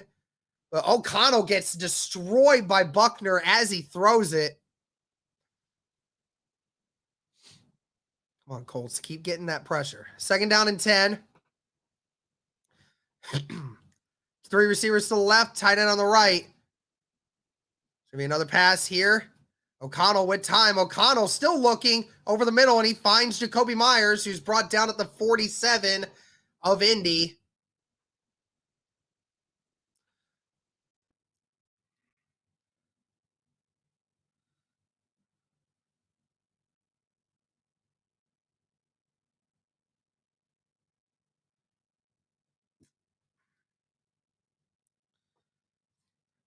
O'Connell dumps it down to his tight end, who is brought down by Lamons at the 40. That's a gain of 7.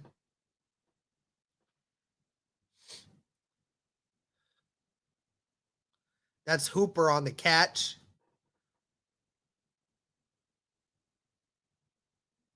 Good throw there by Connell.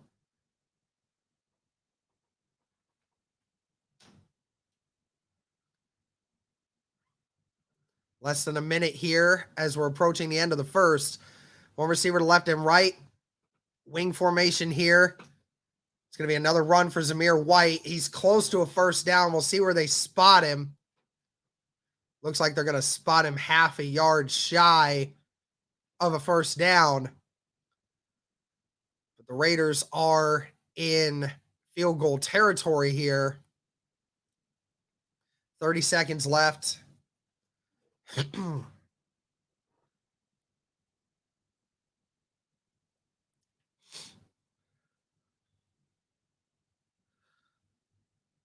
One receiver to the right and left.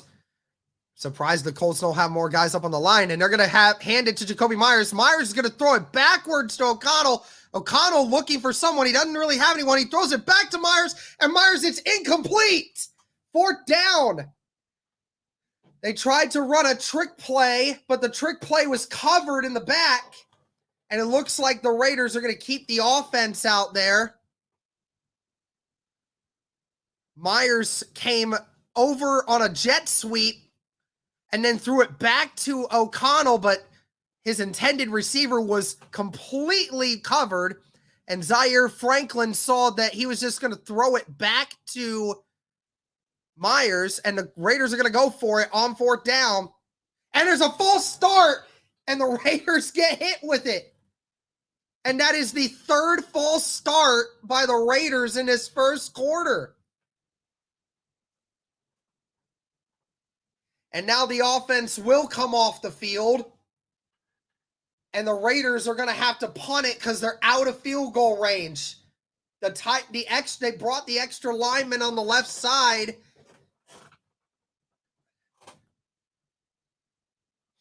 And the Colts get a break.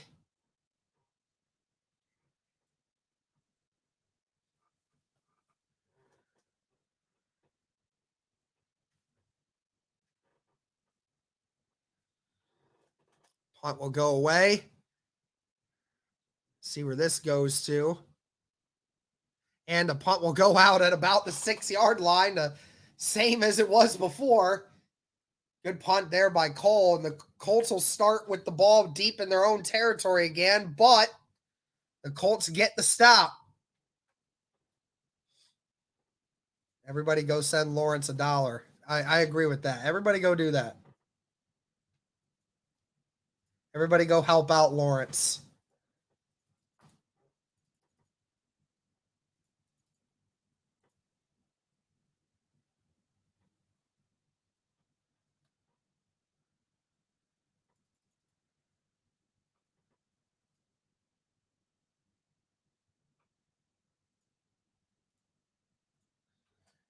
Well, now it's 10-0 Texans over the Titans. Jaguars 3-0 over the Panthers still, but they are in Carolina territory.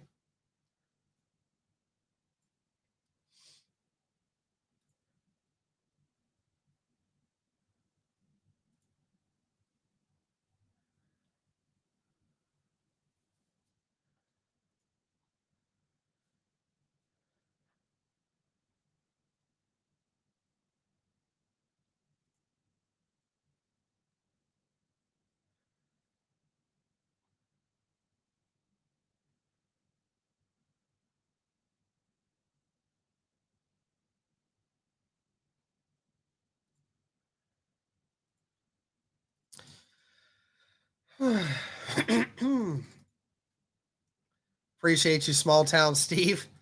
All good, man. Appreciate you tuning in. Someone's got to do it. I got to change my banner here. Colts now in the second quarter. Colts still with a 7-3 lead. So far, it's just been a battle of the Raiders offense beating itself and the Colts offense beating itself. The Colts did a great job on the opening drive. And then the Colts do 6 straight throws, and Gardner Minshew just is taking massive L's on that one. He needs to go away.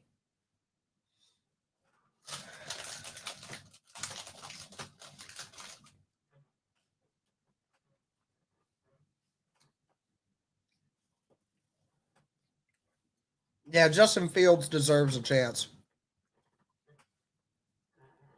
All right, here we go. Colts offense back out there at the 6. 2 receivers to the right, 1 to the left. Tight end on the left. Raiders put multiple guys up on front. It's going to be another run here for Jonathan Taylor. Taylor goes about as much as he can, gets maybe 2 before being brought down.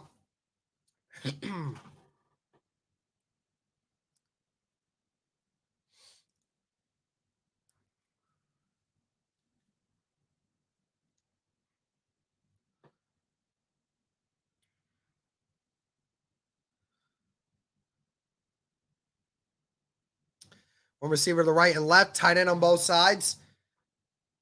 JT in the shotgun with Minshew. It's going to be another run for Jonathan, and Jonathan gets nowhere. And it's going to be 3rd and 8.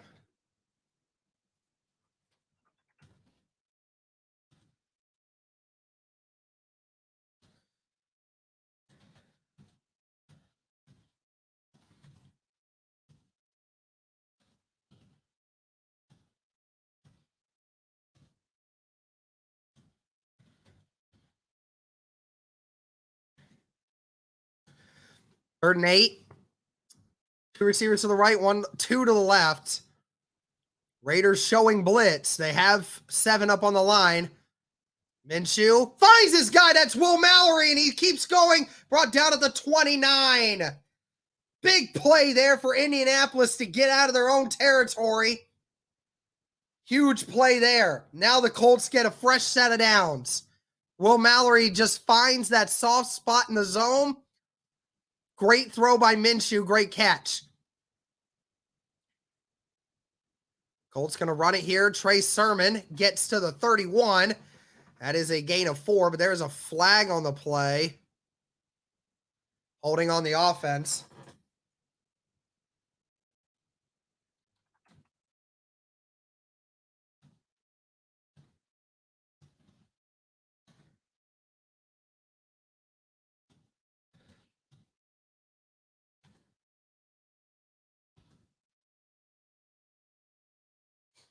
So it'll be 1st and 20. That's the first penalty.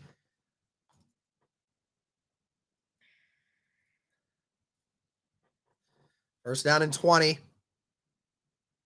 3 receivers to the right, 2 to the left. Ball at the 17.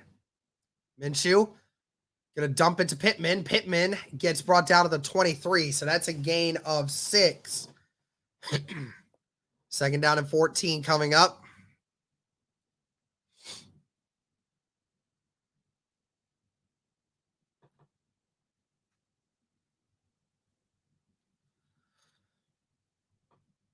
Twelve and a half minutes left in the second quarter.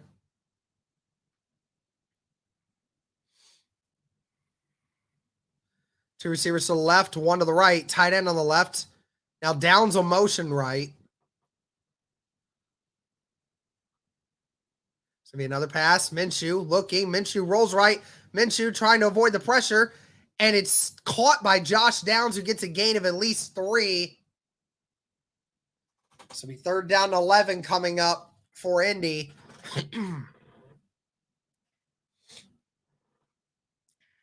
Minshew tried to roll out right. Crosby really close to making the sack there. Great catch by Downs and a great job by Minshew to get it out. At least got yardage. 3rd and 11. 2 receivers to the left, 1 to the right. Tight end on the right. Downs motions in. Minshew with time finds Molly Cox and he drops it. Molly Cox drops it. He had a chance for a first and the Colts have to punt again.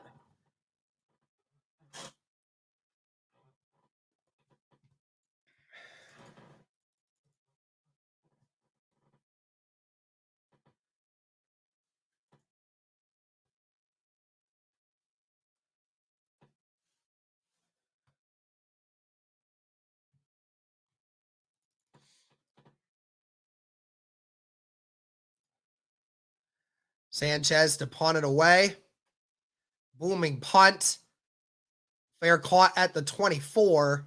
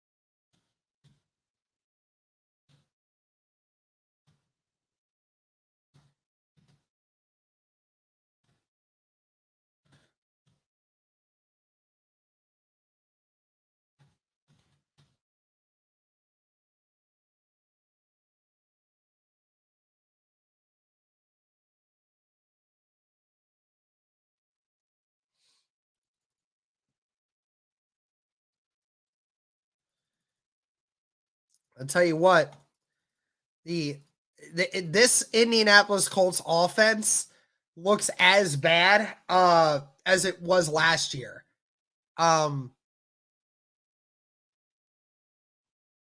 It's so bad.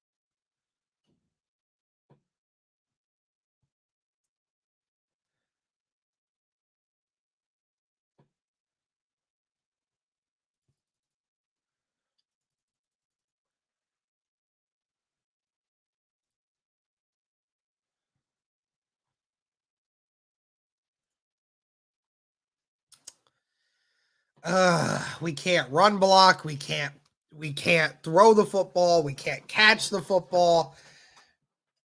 God, I hate this offense, man. Eventually, this defense is going to give up a touchdown. Eventually. Just not entirely sure when.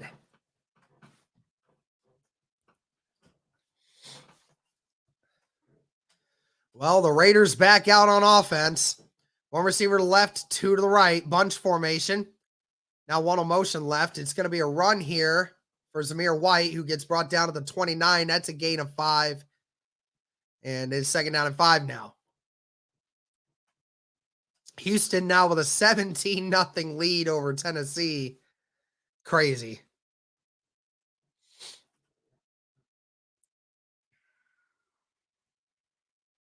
Stroud, 12 of 15 for 88 yards and a touchdown. Connell under center. It's going to be another run for White.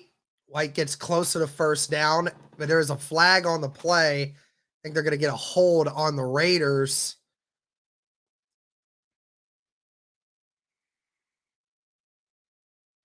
Or an offsides. Hands to the face defense. Never mind. That's on Lamon. So that's going to be a 15-yard penalty and an automatic 1st down. So forget good field. They have great field position now.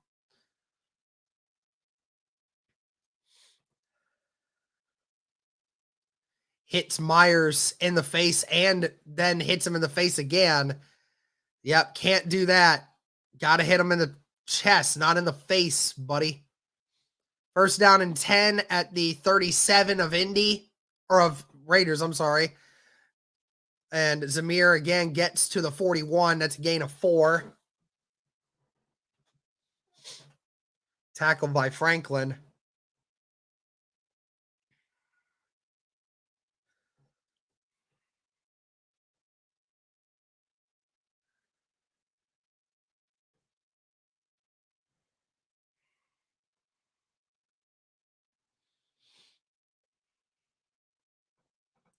Just under 10 minutes in the 2nd quarter.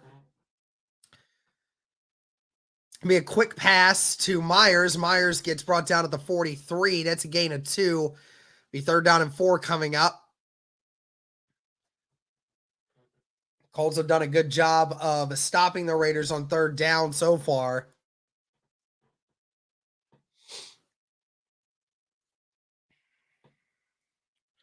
Shout out to the 375 people watching, guys. Thank you so much. Be sure to like the stream. Be sure to comment. Be sure to subscribe. All that good stuff. 3rd down and 4. 3 receivers to the right. Tight end on the left. Aiden O'Connell gets hit as he throws, but he finds Adams, and Adams is hit immediately by EJ Speed, but he gets a gain of 5, and that's a 1st down. Great hit by EJ Speed. O'Connell got hit as he threw, but Adams right there in the middle of the field on an in route.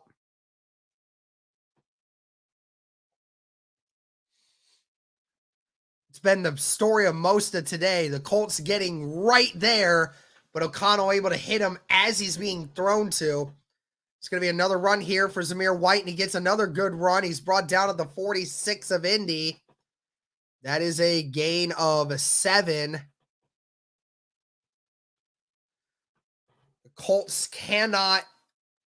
The Colts are unable to stop Zamir White from getting 4, 5, 6 yards every run.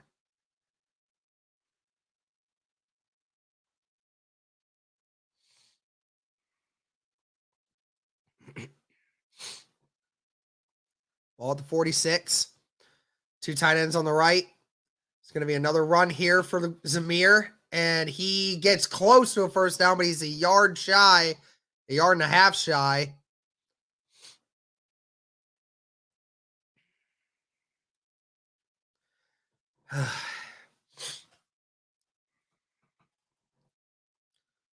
$7:30 left in the second quarter. Raiders face another third down and short.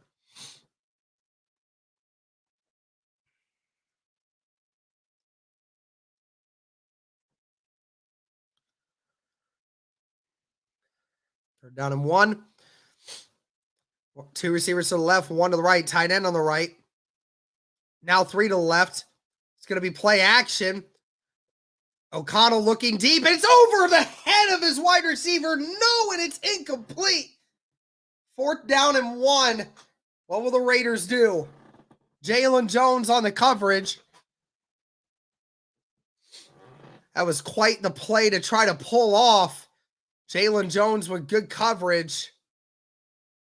Just over the hands of the wide receiver, Trey Tucker. And it looks like the Raiders are going to keep their offense out there. 4th down and 1. 2 receivers to the left, 1 to the right. Tight end on the right as well. Raiders trying to get them to jump off sides, but they didn't. And they're going to have to call a timeout.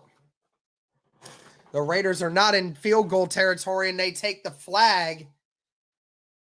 And it's a delay of game, and the Raiders are going to punt. Man, this defense, dude.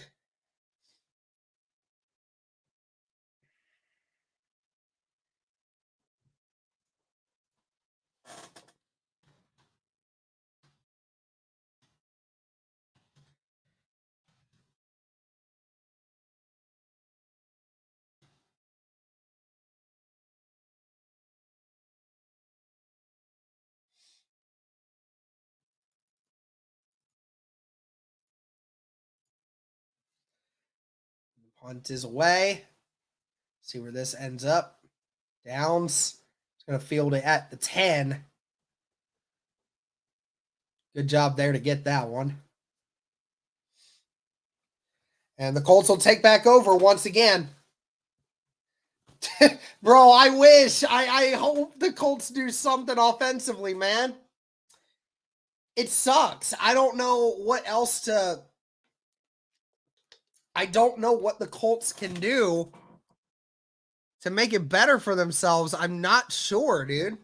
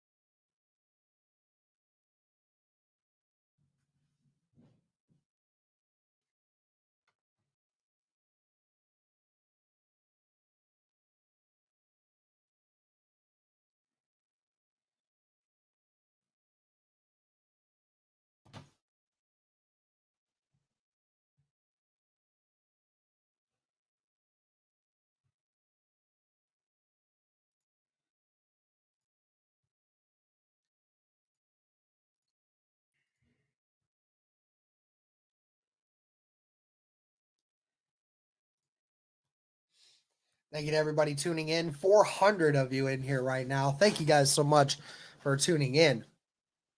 Indy will get the ball back again here after another defensive stop. Defense has been really good today. Really solid coverage in the secondary despite all the injuries sustained to Indy's secondary coming into this game.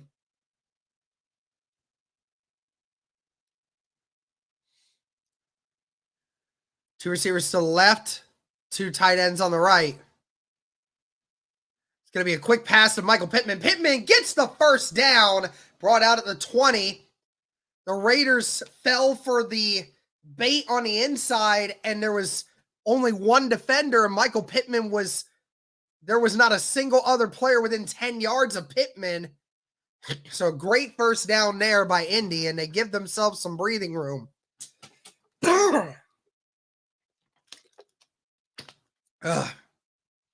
6.5 minutes left in the second quarter. Ball at the 21. One receiver to the left, two to the right. Tight end on the left. So be another pass. Minshew going to dump it, and Jonathan Taylor makes one guy miss and gets brought down to the 29. That's a gain of 8. Good solid play there for a first down. We don't see a ton of screens, running back screens from Indy, but that time it worked. Good screen there. Great job by Jonathan Taylor.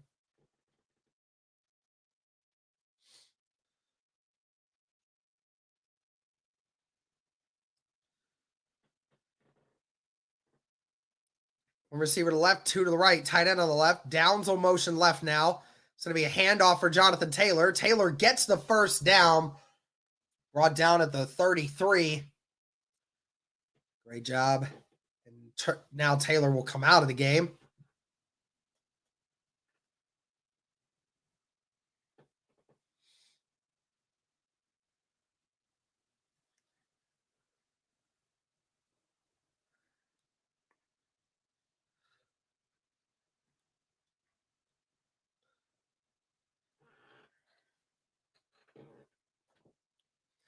Five minutes left in this second quarter. Two tight ends to the right, two receivers on the left. It's going to be play action. Minshew has time. He's going to dump it to Sermon. Sermon gets brought down at the 40. They're saying he's down. The ball came out. Sermon very lucky there. That's going to be a gain of 7. Yeah, that elbow is down for sure. It's going to be another pass here. Minshew finding his guy, and that is Sermon again, but he's a yard shy, it looks like. Instead of just going forward, he tried to go backwards to get some yardage. Tackle made by Epps. Third down and 1.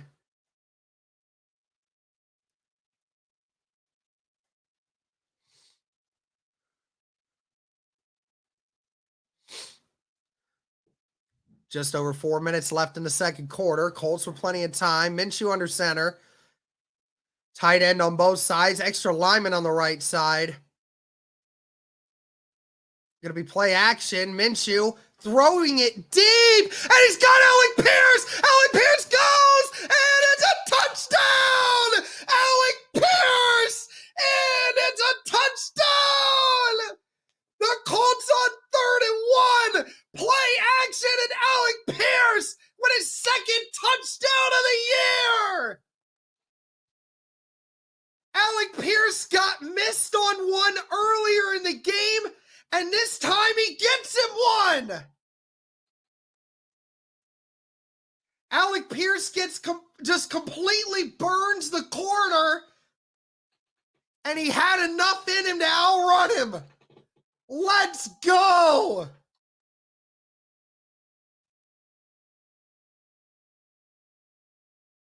And the Indianapolis Colts extend on their lead 14-3. We have just under 4 minutes left in the second quarter. What a throw. What a catch by Alec Pierce and Gardner Minshew. Wow.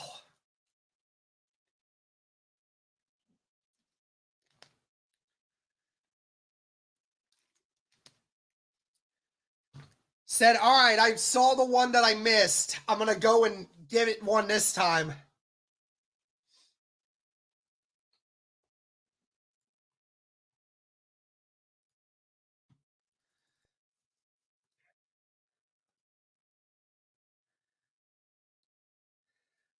Oh, man, what a play.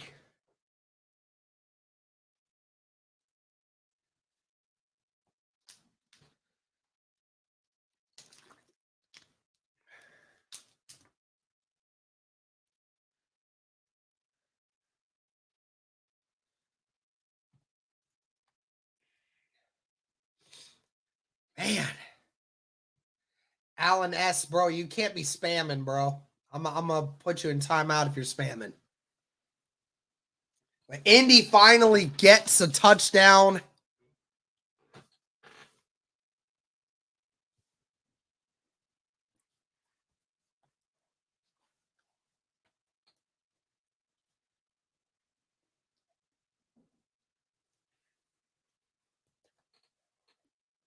You might need to keep going back to that throughout this game, man.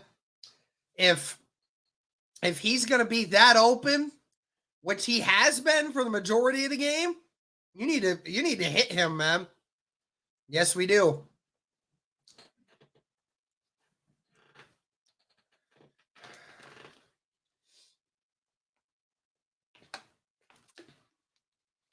Oh, man.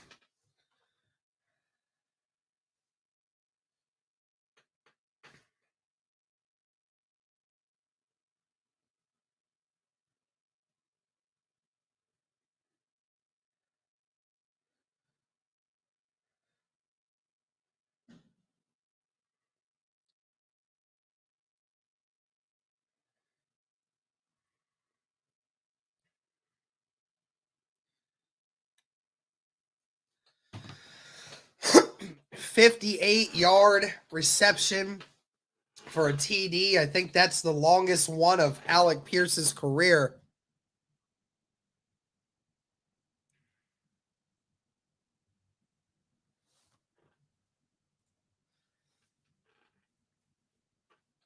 All right, that one's out of the end zone. Can the Colts defense get one more stop? The Raiders brought 6 different players on this, and amazing throw by Minshew off the back shoulder.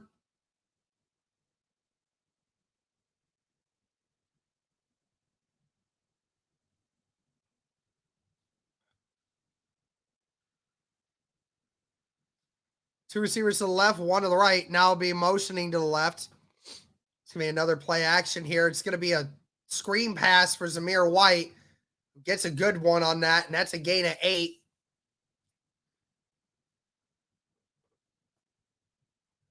Always the running back screens, man. Always.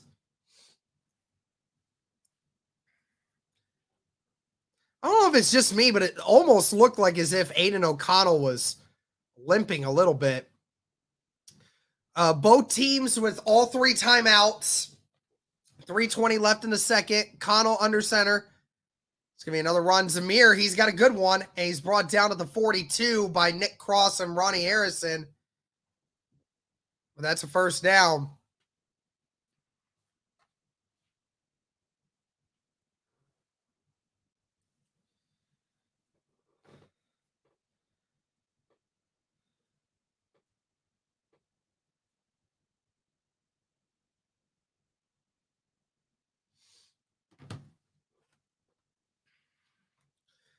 All right, first down and 10. O'Connell in the shotgun all by himself.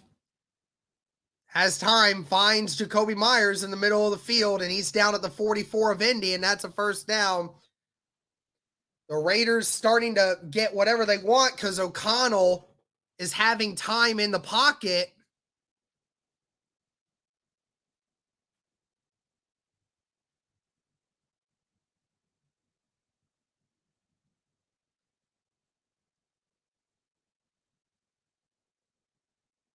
Last 3 drives for the Raiders all resulted in punts. And they're going to let this go to the 2-minute warning.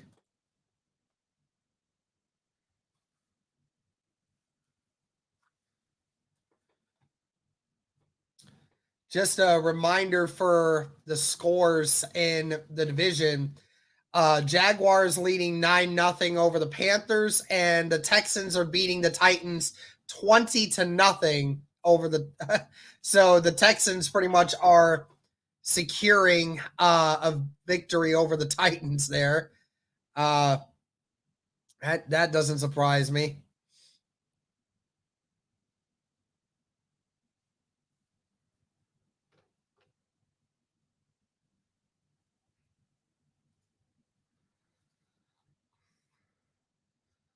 Believe it, Elizabeth.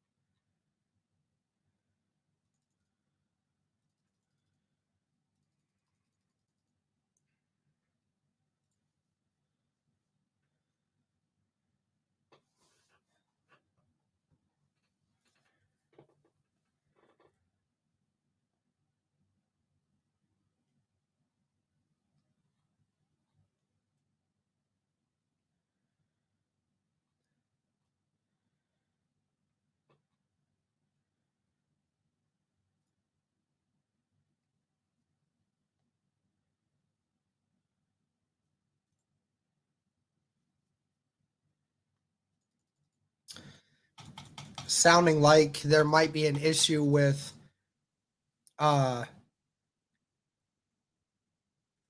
sounding like there's a potential issue with Jonathan Taylor's thumb. Hope not. But anyways, we'll worry about that here shortly.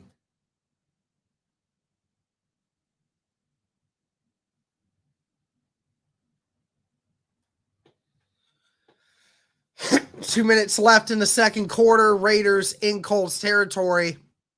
3 receivers to the right, 1 to the left. Abdullah in the backfield with O'Connell.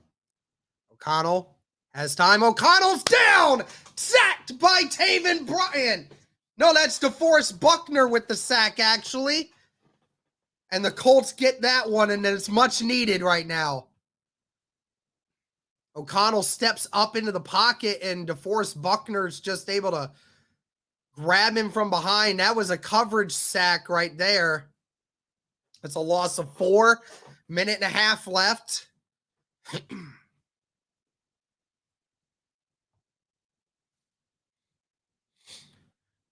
Ball at the 48. 2 receivers to the right, 1 to the left. Tight end on the right. Abdullah in the shotgun still. O'Connell hit as he throws again. It's off to the right. Thought Adams was going to be further to his right than what he was. And O'Connell wasn't able to make a good throw. 1 minute and 11 seconds left.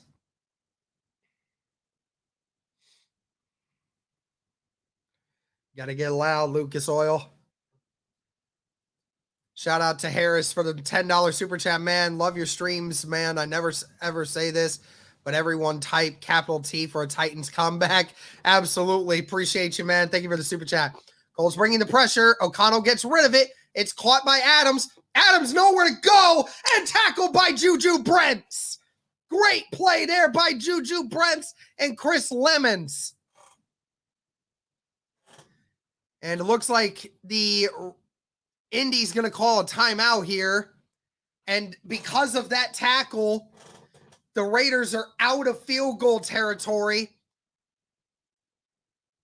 Adams was about 2 or 3 yards shy of a first down, but ran all the way back behind the 40-yard line trying to get away from Juju. But Lamons and Juju said, no way. That was a great job there, not overcommitting. And the Colts are going to get the ball back here with just under a minute. I doubt that we see anything spectacular come from them. But we'll see where this punt goes. The Colts are coming after it. That punt is away. Down's going to let it go. And it's caught at the 5 or at the 6. Pretty much the same exact spot Indy's been starting all these drives at. 54 seconds left.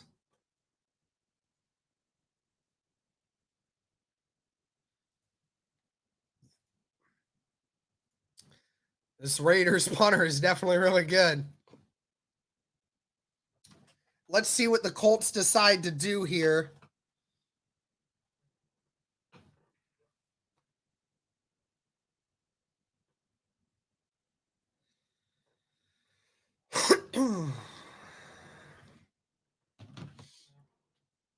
Don't know. Jonathan Taylor is out there now. I don't know if we're going to see a attempt at some points here from Indy.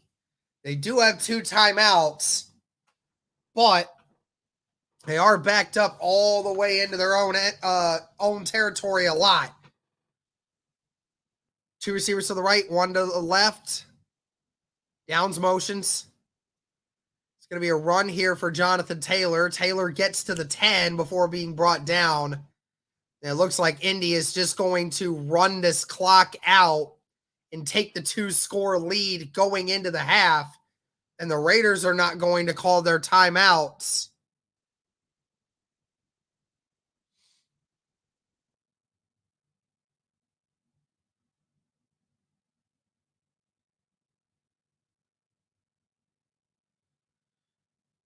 Colts going to run one more play here. 2 receivers to the left, 1 to the right. Downs motions again. It'll be another run for Jonathan Taylor. Taylor gets to the 12 before being brought down. That's a gain of 2. And there will be a timeout called here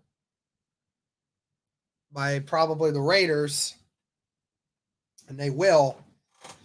Be 3rd down and 4.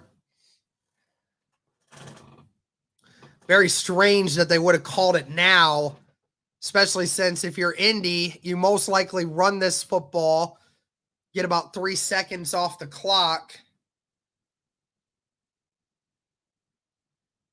and then you make a punt, which inevitably probably will take off all of the time that you have left anyway. The Raiders will receive in the second half.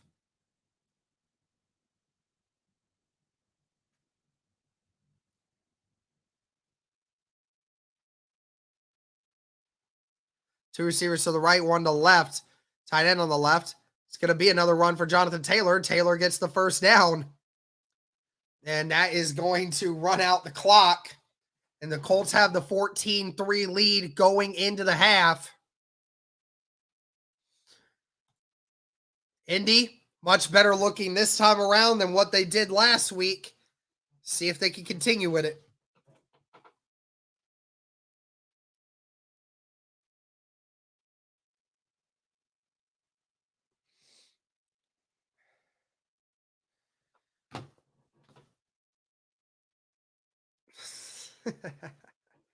Give me a second, guys.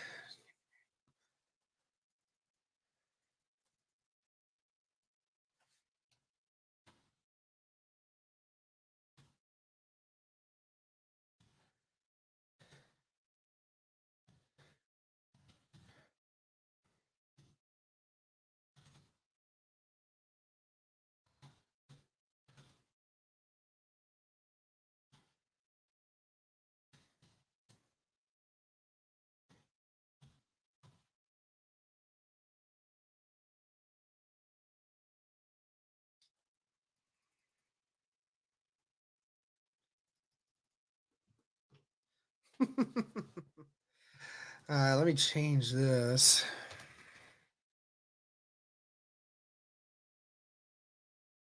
Well, we can take a look here at what we got.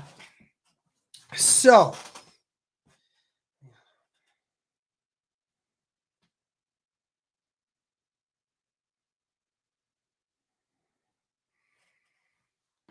go throw on your luck jersey, bro. Bro, that thing don't fit me anymore, bro. Let's take a look here real quick. Gardner Minshew, 10 of 14, 169 yards, 1 touchdown. Only been sacked once. The main problem has been with Minshew is there's just been a couple times where Minshew is, looked out of sorts. But thankfully has made enough big throws that it's been able to translate into points. Hopefully we can just continue to just see him be more consistent, right? I mean, he is 10 of 14, which is very good. That's 70% of your passes, but we have to make sure that other 30% that you're getting those consistently. That's the big part. Otherwise, Gardner Minshew, good job not turning the ball over. That's the big one, is him not turning the ball over. If we don't turn the ball over, we're going to be fine. Running wise, Jonathan Taylor, great job. That first drive had 4 carries for 24 yards. After that, 7 carries for 18 yards. So it's slowed down quite a bit as of recently, but still averaging almost 4 yards a carry and a touchdown. Good job so far by Jonathan Taylor. Receiving wise, Alec Pierce and Josh Downs, both with a 50-yard catch in this game. Again, making the big plays that are needed for Indy to be able to make things work. Appreciate that, Gary. Great job by Michael Pittman on a couple of his catches that have gotten some first downs. Will Mallory with a big 19-yarder as well. So guys have been getting it. He's just got to make sure that we're making the plays, right? That's the big one. The big one also is, Molly Cox not dropping the football and Kylan Granson not dropping the football.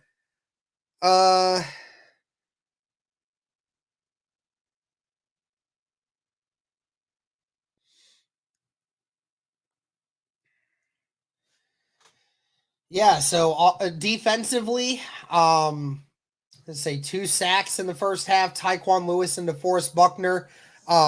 Defense just got to continue to get consistent pressure. It is what it is. Just Layla, thank you for all you do. I have the TV volume down because I'd rather hear your commentary over Matt Ryan if you're just up to speed, but great job. Thanks. Appreciate that, Layla. I appreciate that very, very much. Yeah, the defensive wise, again, that bend but don't break. They've been at that 40-yard line like 3 times today, 4 times. And the Raiders have only gotten 3 points out of it. So really great job there by the Colts defense to give this team a chance. Aiden O'Connell, 14 of 21 for 126 yards. It's been awesome. Yeah, he's completed 67% of his passes, but at the end of the day, it's just not been translating to anything. So yeah, O'Connell's not been bad. It's just been that, it just hasn't got translated to further like down the field. Appreciate you, Carl. Thank you for doing these streams. It allows me to listen in while I'm working, especially when NFL Plus is garbage. Hey, I appreciate it, man. Yep, but the only thing that concerns me is the run game. You gotta do better at stopping the run. Zamir White also averaging 4 yards a carry right now, so you got to try to do better at getting the stop there.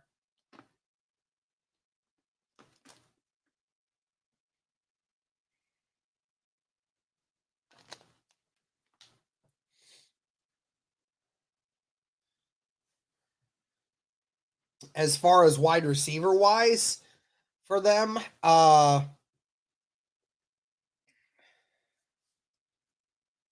Adams, 5 catches for 43 yards. You know, outside of that one big catch that he had in that first drive, he hasn't really done a ton. The Colts have done a really great job with him. Jacoby Myers, again, hasn't done a ton. Zamir White had a couple of those those running back screens. Yeah, you got to get that. You know, it's not like a ton of these are making huge plays. It's just you got to continue to do better.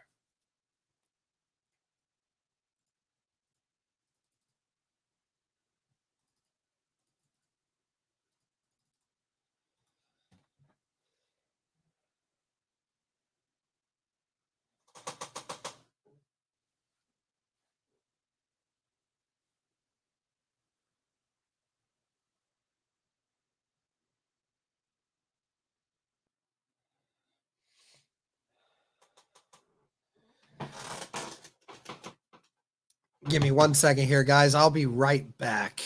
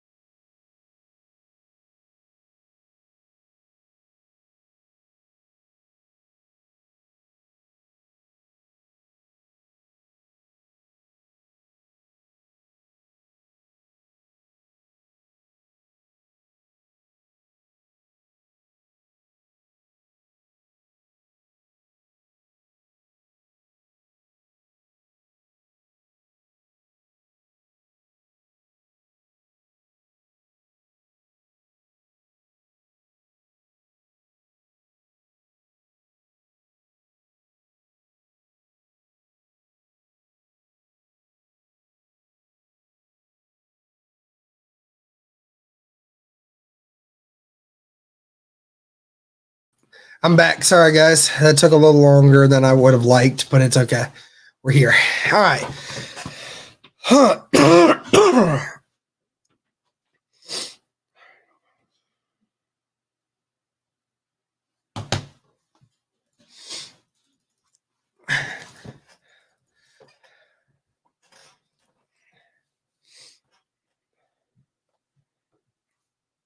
All right. It's time, guys. All right. Indy set off to kick.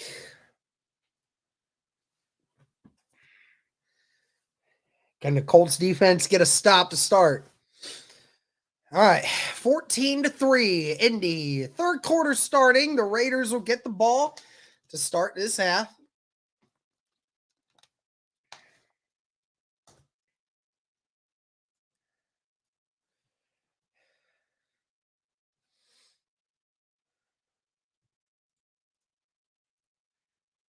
All right, let's see what we got here.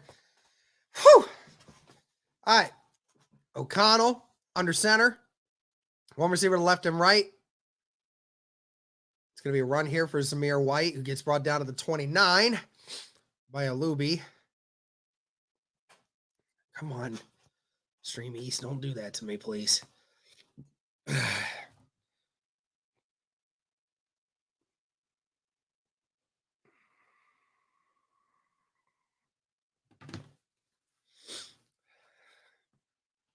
Shout out to the 300 people still watching. Greatly appreciated, guys.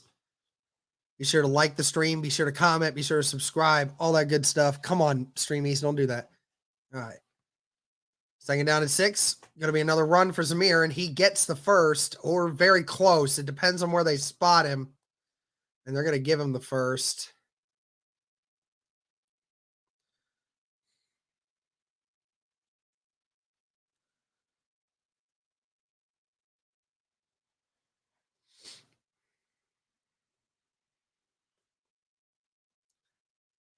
And the Colts get the stops here. They need to stop the run. Make Aiden O'Connell beat you. 2 receivers to the left, tight end on the right. It's going to be play action here. O'Connell all time. He's got Devontae Adams for a gain of 12. First drive starting out good here for the Raiders.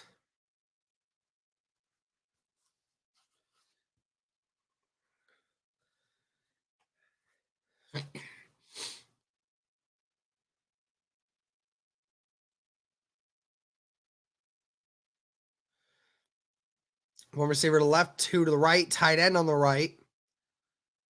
Tucker will motion left. It's going to be another run here for Zamir White and another big run. And he's hit hard by Franklin, but that's a gain of 9. The Colts just never get off their blocks. The Raiders just secure their blocks, and Zamir White always has a little tiny hole to run through every single time. Just needs to tighten up if you're the Indianapolis Colts, man. Zamir White running all over the Indianapolis Colts right now.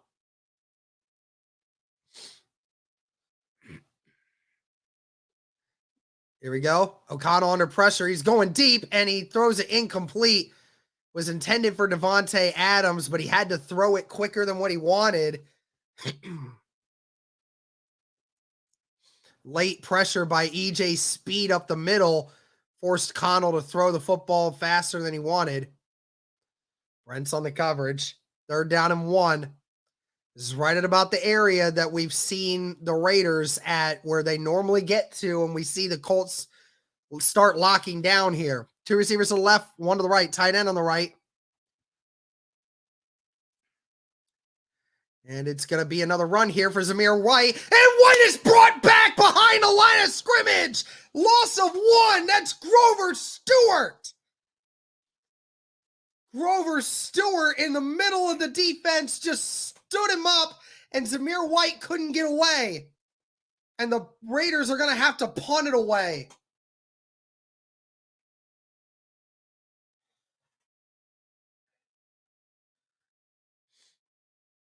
O'Connell comes off the field frustrated.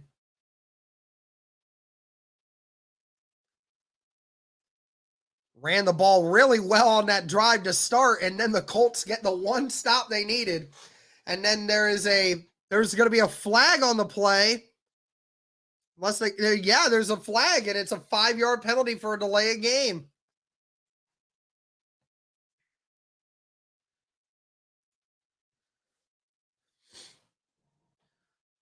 That's the 5th penalty, I think, on the Raiders today. It is, and all of them being delay of games or false starts.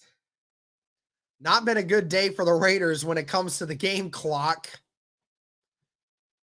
But the Colts defense gets the stop on this drive. And it was almost blocked. And there's a flag on the play, and I think the Colts just gave him a first.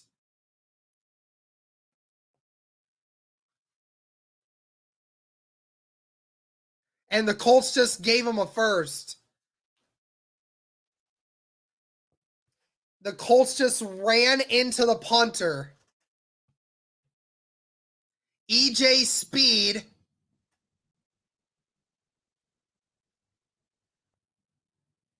tried to block the punt, but hits Cole instead and flips him, and that is... So Ryan Kelly's hurt too. Okay, fine. Thank you, guys. Appreciate it. Ryan Kelly questionable to return. Freaking hell, man. Well, the Colts now are in a bad spot defensively. They got to get a stop now. Ball at the 37 of Indy. 2 receivers to the right, 1 to the left. Tight end on the left. It's going to be another run here for Zamir White, and he has some room. Brought down at the 34. Surprised they didn't give him a better spot than that. That's a gain of 2. Or a gain of 3, actually.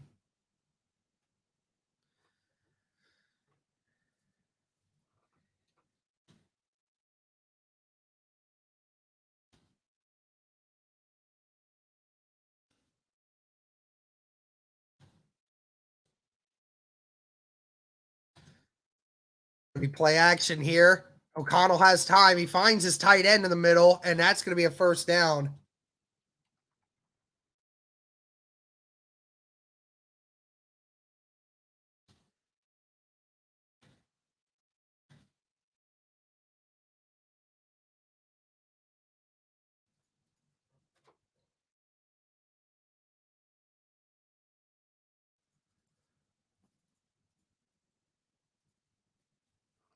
Now an offensive lineman for the Raiders is down.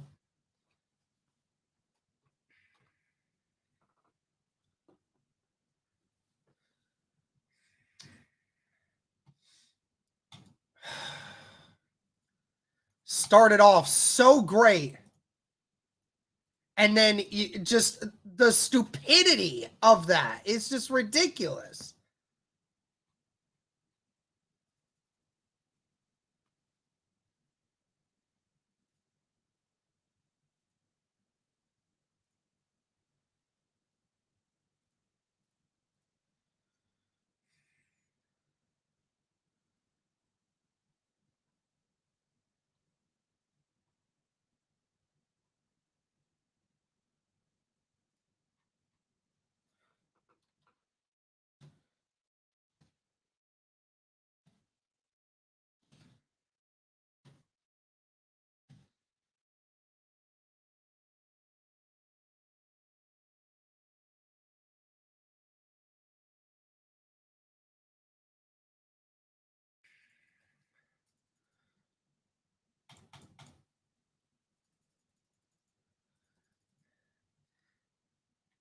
It's just, it makes no sense to do that.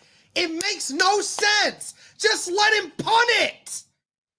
Like, seriously, you did all of that to make a stop, and then you ruin it. How do you allow that to happen, man? And the crappy part is he does it one time every game, and it always results in the Colts giving up points. So now you know the Colts are going to give up points because EJ Speed is the reason because of it.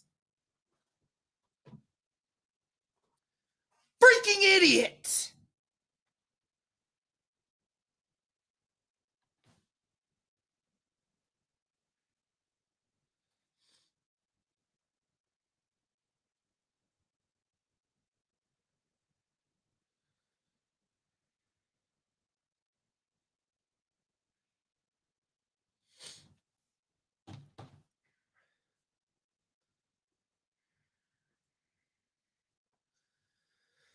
Now the left tackle, new left tackle out there for the Raiders. Ball at the 27.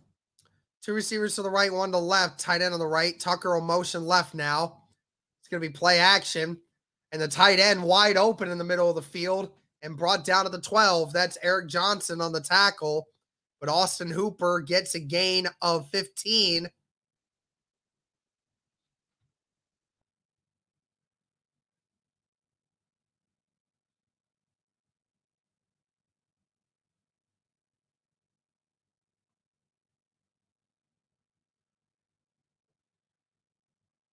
Okay, so now it just jumped all the way over.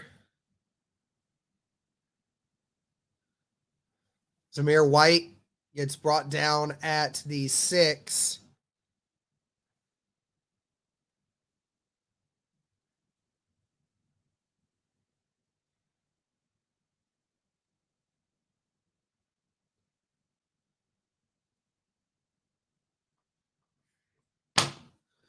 Three receivers to the left, one to the right. It's going to be a direct snap to Abdullah. Or that might not be Abdullah, but he's brought down at the 5. That is Abdullah. Okay, so he wasn't brought down at the 6 on the original play by Zamir. But it'll be third down at about 3 here for the Raiders. And expecting this to be 4 down territory for them.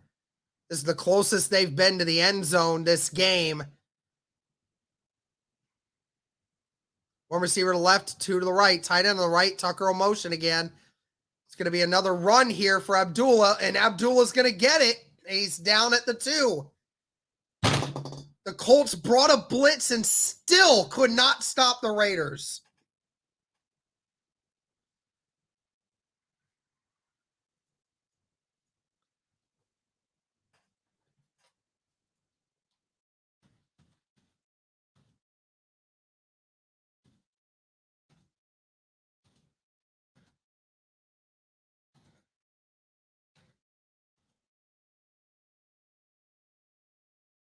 Receiver to left and right brings in the extra offensive lineman. It's going to be a run here, and he does not quite get it. He's down a half yard shy of the end zone.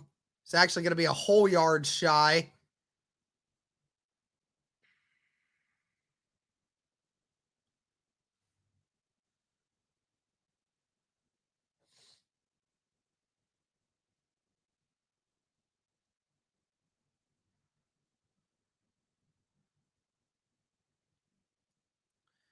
Adams out to the left.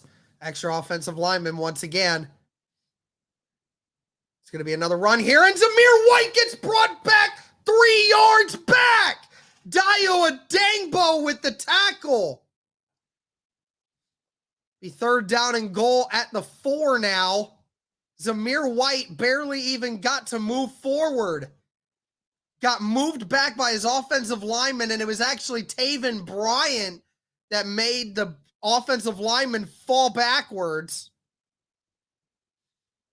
I mean, biggest third down of the day for Indy. Third down and goal at the 4. 2 receivers to the right, 1 to the left. Tight end on the right as well. They have to hurry, get it off. O'Connell looking, fires, and it's caught. Did Adams get in? And they're saying he did. Barely, but did.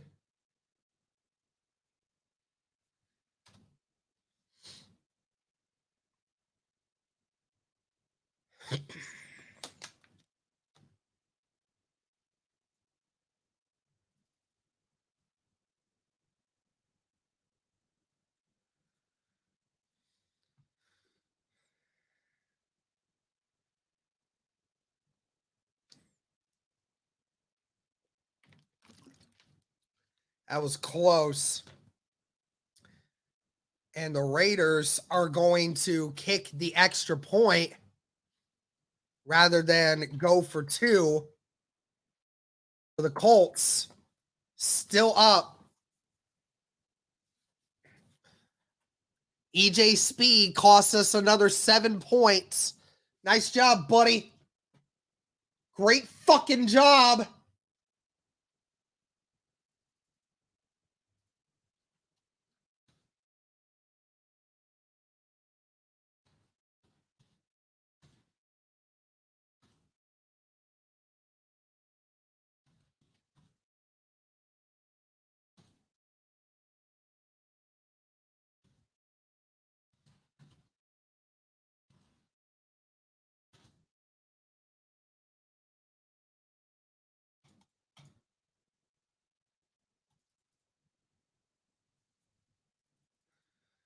Bro, I want to say so many things right now, but oh my God, I'm going to refrain.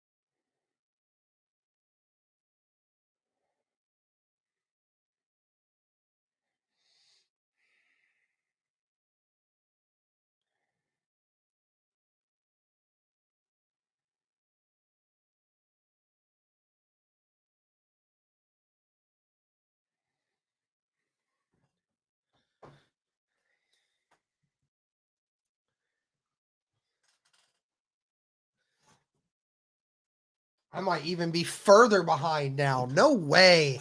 Come on, man. Now all these streaming things are so dang far behind, dude. Gosh, I hate this stuff, man.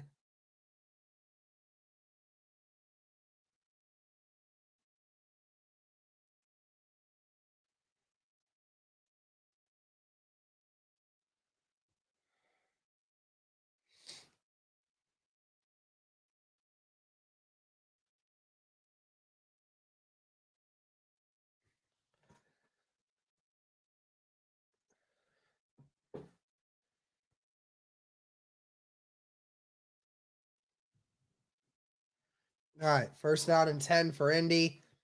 Two receivers to the right, one to the left. It's going to be a pass for Minshew. He's going to dump it, and it's incomplete. Dude. Cody, this is why I need you here, man. This is why I need you to have your stuff, man, because I can't keep doing these streams when everything breaks down on me, man.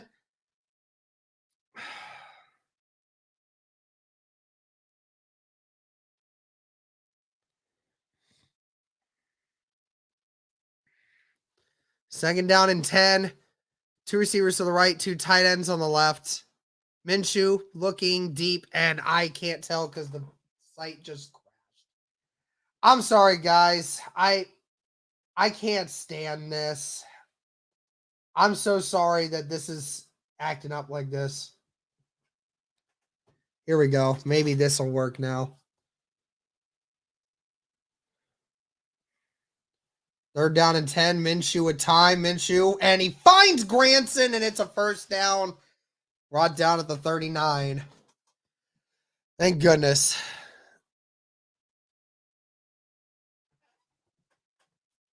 First down and 10. Minshew with all the time there. Great throw. One receiver left and right. It's going to be another throw here for Minshew. He's going to dump it to Cox. Cox gets it. First down and more. Brought down at the 48 of the Raiders.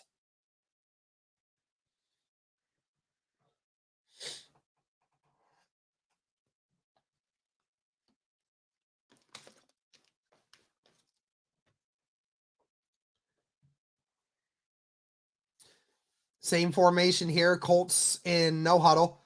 Minshew looking, and it's caught by Mo Alley Cox, and he gets pushed out at the 44.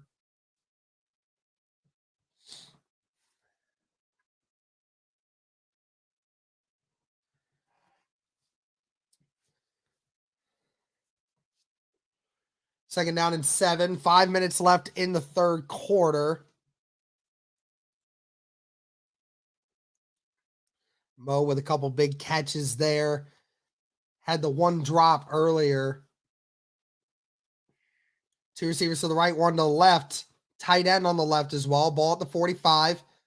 It's going to be a run for Jonathan Taylor, and he has some room. Oh, and he gets brought down at the 39. Great tackle there by number 41, Robert Spillane. Because if he didn't make that tackle, Jonathan Taylor had a lot of room in front of him. It'll be third down and 1 coming up.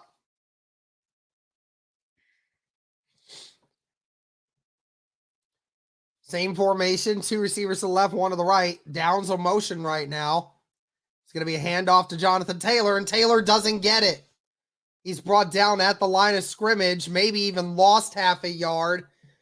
But it'll be fourth down and short. We'll see what the Colts decide to do here. They're about 2 yards shy. You either punt this or you go for it, and most times the Colts go for it in this situation.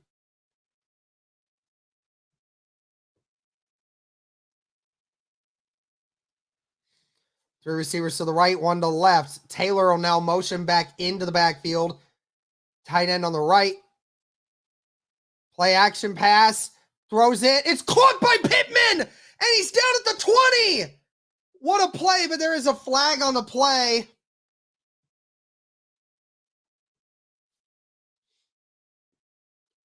They're looking back into the secondary.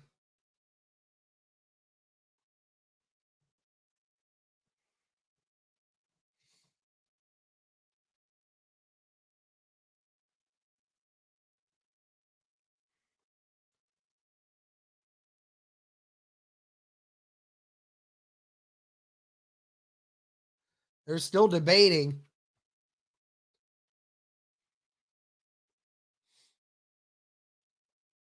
There is no foul. It's first down. I think they were trying to get a ineligible man downfield at first.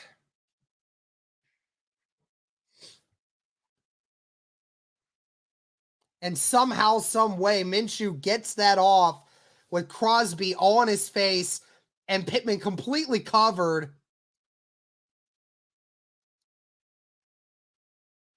It'll be first down and 10 for Indy at the 20. Now in field goal range. 3 minutes and 26 seconds left. 2 receivers to the left, 2 tight ends on the right.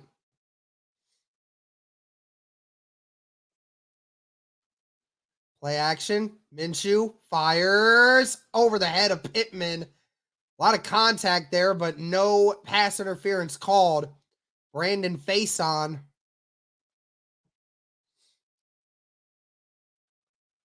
Ball was a little too high over the head of Pittman. That wasn't catchable. Second down and 10.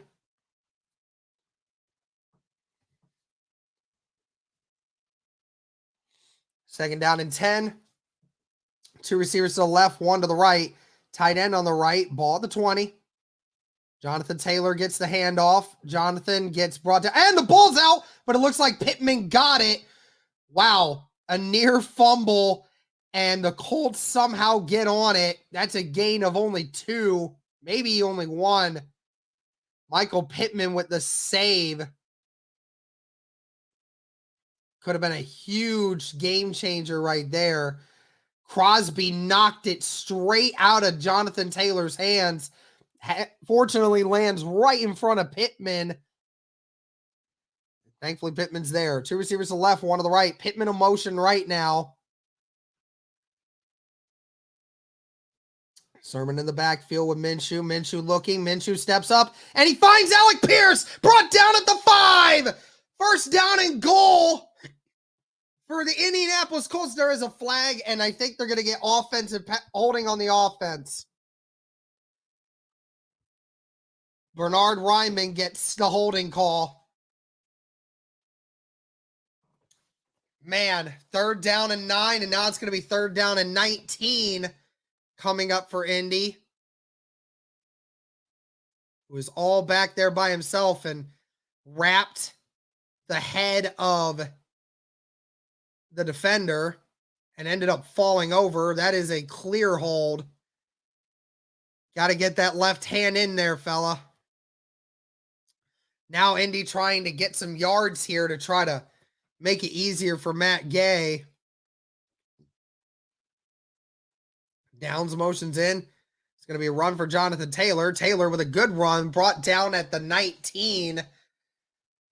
And a bit of gain of 8 there. Now the Colts will go out to kick a field goal. Perfectly in Matt Gay's range. Hopefully the hip does not become an issue here.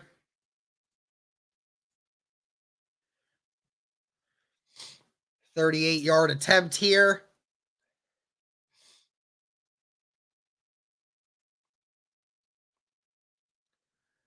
Matt Gay's kick is up, and it is perfect.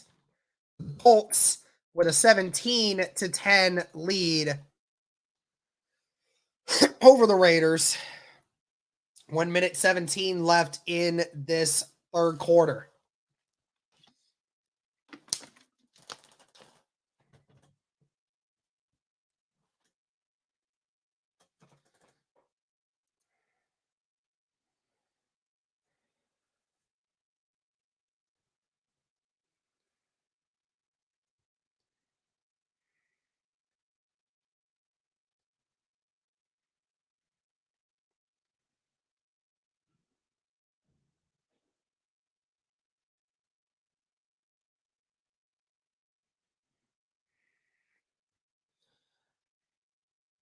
I know I am behind.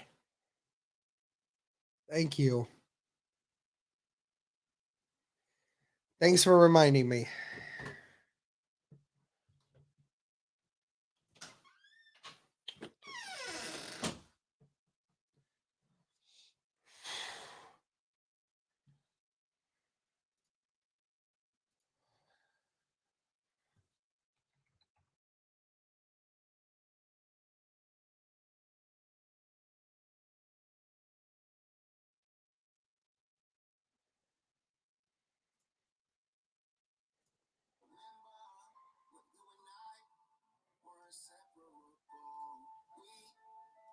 There we go.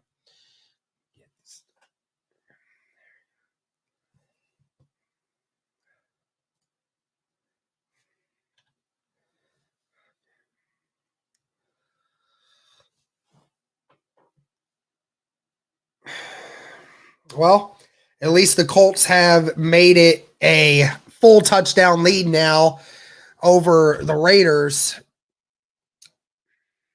And I think it'll be pretty good for Indy. We can get another stop and get some more points. And things could be going really well for Indy right now. I feel like Bernard Ryman has really taken a step back recently. I mean, I know he's still not a bad left tackle, but I think recently he's been pretty bad. I think there's been a lot of times he has underperformed. And I certainly hope that that's not something that will continue to happen, but there's been a lot of penalties on him.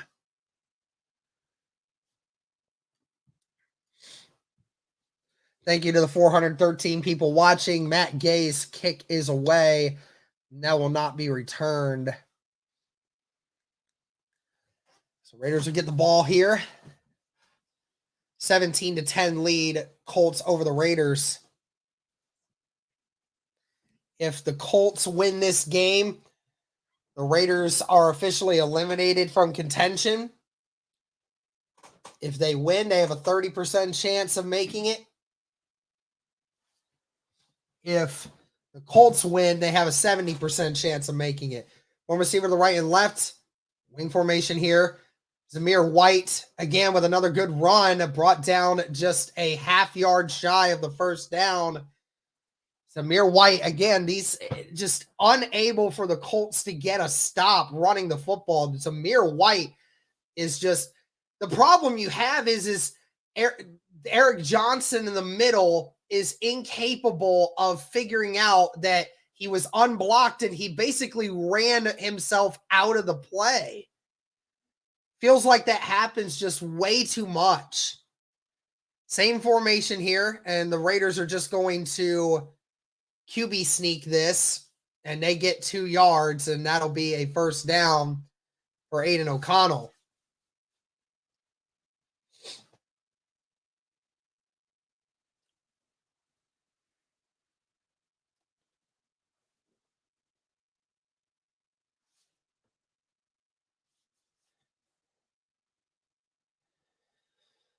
Same formation. Myers wind up more inside. Stacked box here for Indy, who has 8 guys in the box.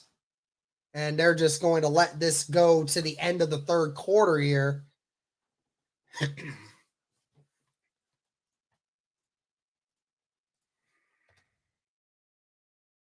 Fourth quarter now, Colts with a touchdown lead.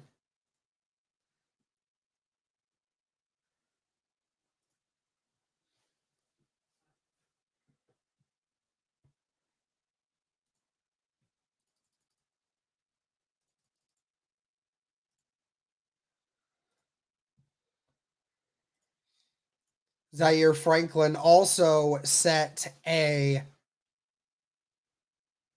franchise record today as well. 168 tackles on the year, beating the previous all-time record at 167, who was set by none other than Zaire Franklin himself. So Franklin did it in one less game. And Zaire Franklin still has the opportunity to potentially lead the league in tackles by the end.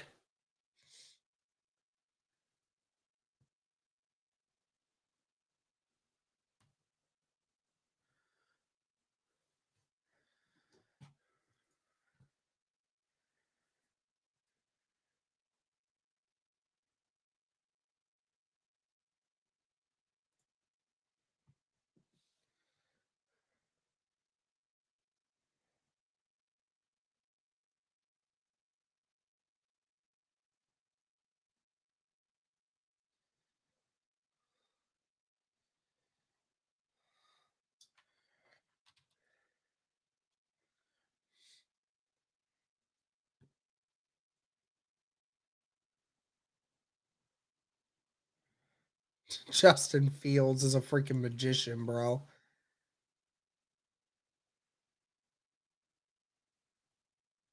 Justin Fields is a magician. He is so crazy. All right. All right. Colts defense, get a stop here, man, please.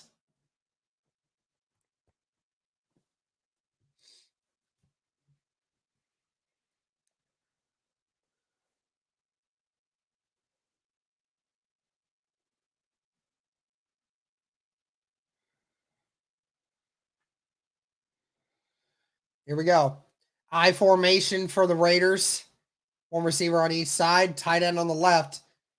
It's going to be a run here. And Zamir White brought down after a no gain Alubi on the tackle. Seems like one of the best plays against the run all day for the Indianapolis Colts.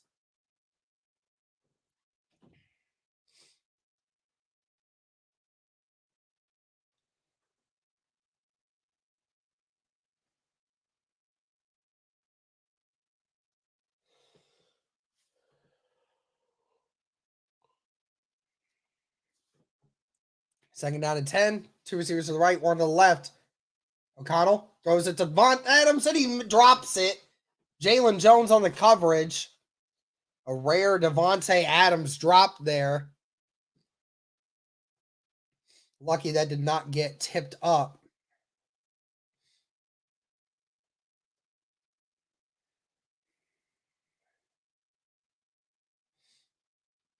It's actually a great job by Jones to actually get a hand in there. This will be third down and 10. Huge play here for the Indianapolis Colts so they can get a stop right here. Three receivers to the right, tight end on the left. O'Connell in the shotgun with Abdullah. O'Connell with a lot of time, and he finds his guy. It's intercepted! Jalen Jones, and there's a flag on the play. It's coming back. Jalen Jones' pick six is coming back. The pick six is coming back.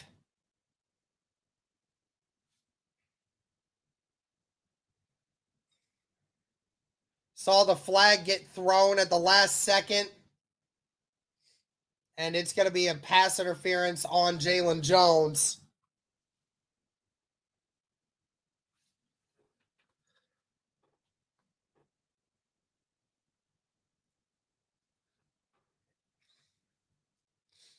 What would have potentially been a game sealer. Jalen Jones had his hand on Austin Hooper's jersey the whole time and basically ran the route for him. And Jalen Jones has got to know not to do that. Got to know not to grab onto the jersey like that. And now the Raiders are going to get the ball at midfield.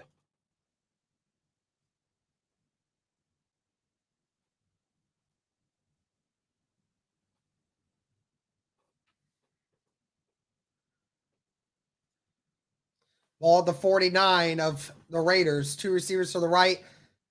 Tight end on the left. Going to be play action. O'Connell with a lot of time. O'Connell looking, and it's incomplete. Intended for Myers. Juju Brents on the coverage.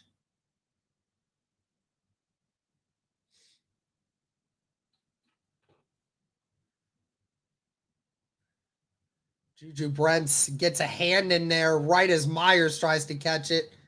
Great work there by the young rookie.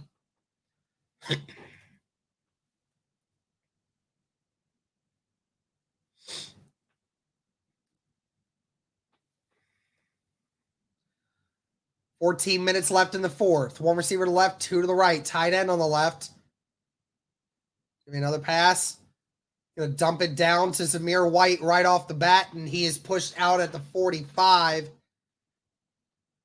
Gain of 6. Third down and 4 coming up. And now if you're the Raiders here, you're probably thinking this is 4 down territory unless the Colts get a play for negative yardage here.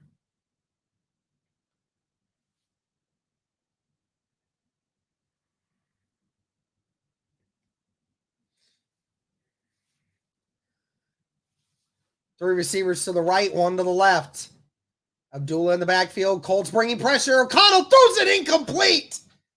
O'Connell threw it before he wanted to, and the Colts get the stop. We'll see what the Raiders decide to do here. They're in Indy territory. They're not able to kick a field goal, and the punter will have to come back out.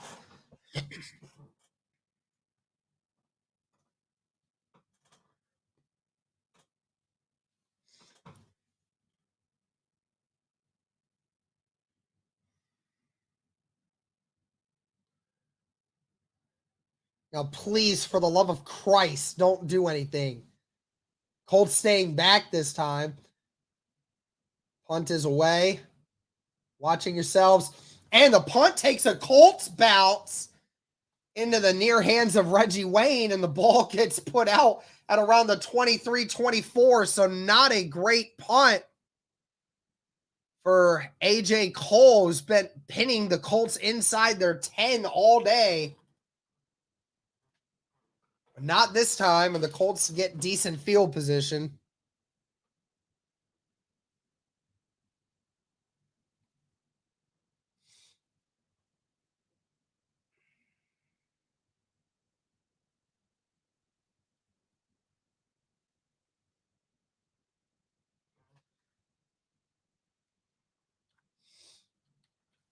Colts with a touchdown lead.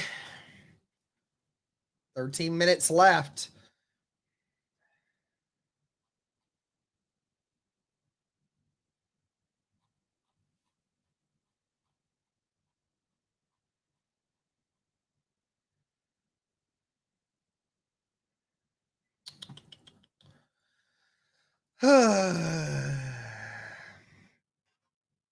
If the Colts can get one more score here, man, please. I'm not good, guys. I'm stressed out.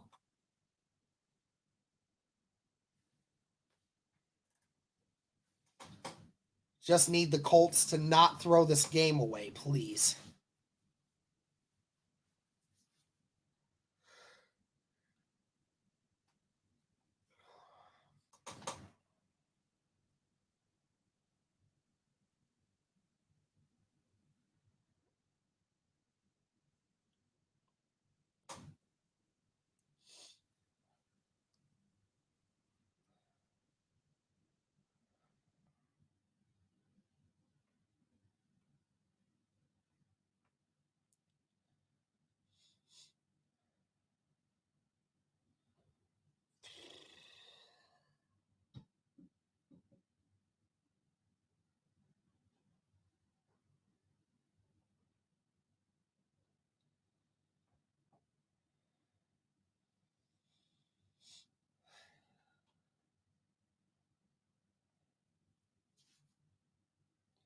First down and 10 for Indy.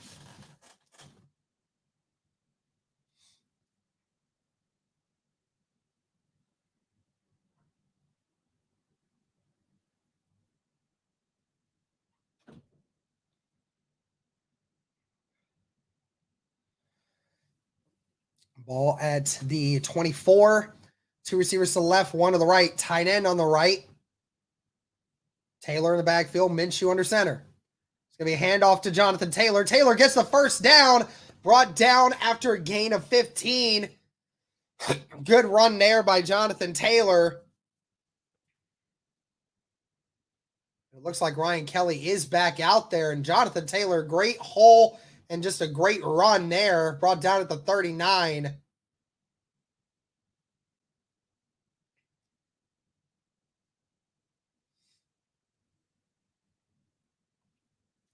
.71 rushing yards on the day for Jonathan Taylor. Two receivers to the left, one to the right, tight end on the right. Jonathan Taylor holds, waits for his men, and gets brought down at the 45. That's a gain of 6. Great job there by the offensive line to get a push.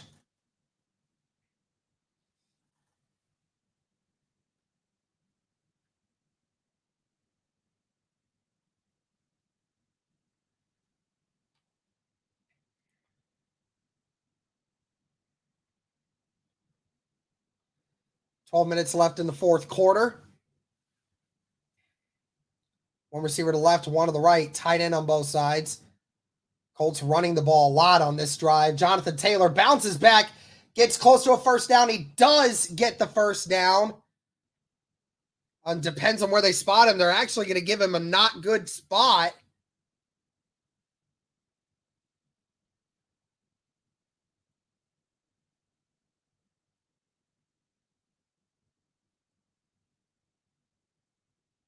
That is a first down. They need to relook at that because where they spotted him is not a good spot. Where he ends up, he never hits the ground. But either way, it's going to be 3rd down and 1.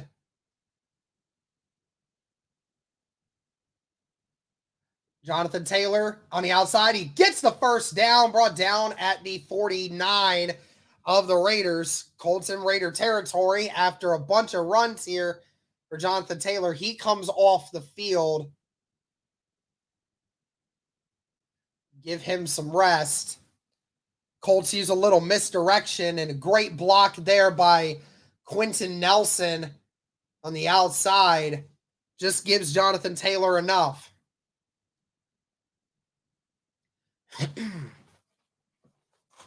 First down and 10, 10:30 left in the fourth. Colts going to run it again with Sermon. Sermon has some room. He gets a first down and more, and he holds on. He's still going. Brought down to the 22. Great run there. The biggest run by the Colts today, and Trey Sermon gets the big one.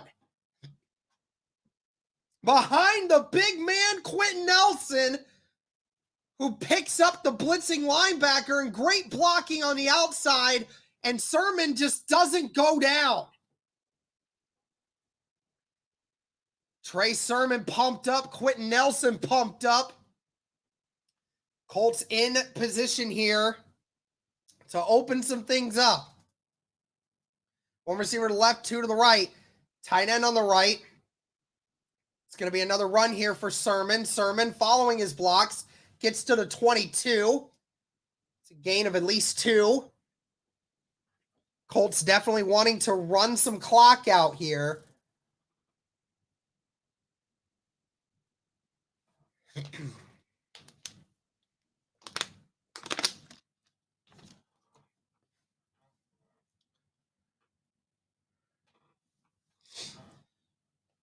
Colts taking as much time off the clock as humanly possible.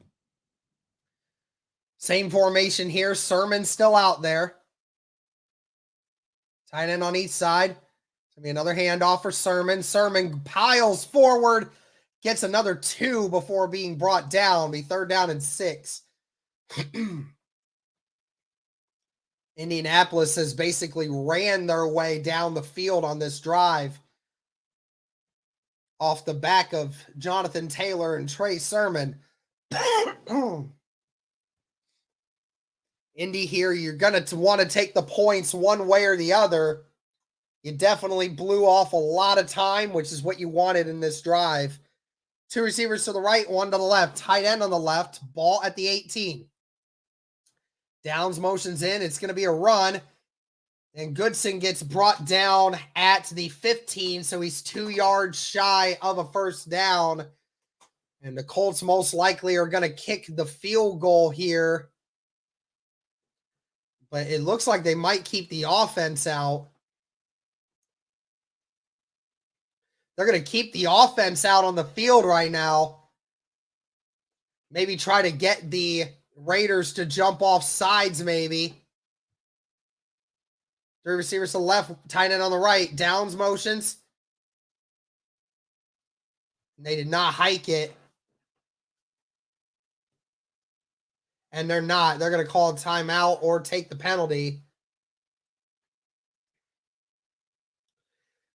Steichen tried to get him, but he's going to call a timeout. Allow Matt Gay to go out there and get his field goal. Matt Gay, who's made a kick from this distance already earlier today, made a 40-yarder or 38-yarder. This will be a 33-yarder.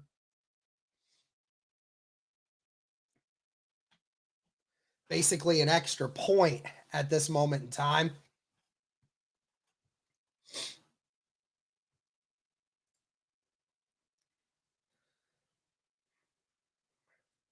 Yeah, this is basically an extra point. And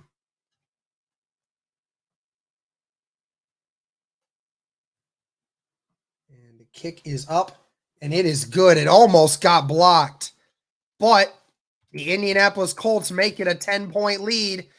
7.5 minutes left in the fourth quarter, and the Colts take a 2-possession lead. Let's look at some scores around the league here. As far as Jags and Texans are concerned, Texans are winning 26-3 over the Titans with 5 minutes left in the fourth. And the Jaguars are winning 19-0 with 10 minutes left in the fourth. So it does not look like the Indianapolis Colts will be taking over the division today. But to look at some other games, Bears winning 24-10 over the Falcons. Ravens winning 35-13 over the Dolphins. Saints winning 20-0 over the Buccaneers. Bills winning 27-14 over the Patriots. 28-21 Eagles over the Cardinals. And the Giants and Rams game has been delayed, with the Rams winning 20-16 and the 49ers winning 27-10 over the Commanders. So again, guys, the biggest thing here for Indy, you need the Cincinnati Bengals to lose today. Please, Kansas City Chiefs, beat the Cincinnati Bengals. If you do that, then the Colts' chances of missing out on the playoffs are virtually gone. You just need the Bengals to lose one game. This game, if they lose and you win out against the Texans, then that is a secured playoff victory for the Indianapolis Colts.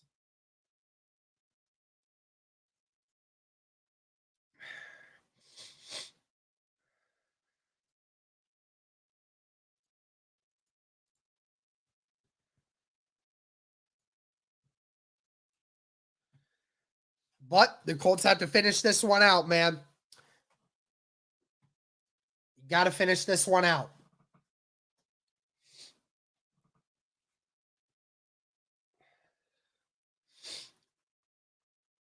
Seven and a half minutes left. Plenty of time for the Raiders. You cannot take your foot off the gas here.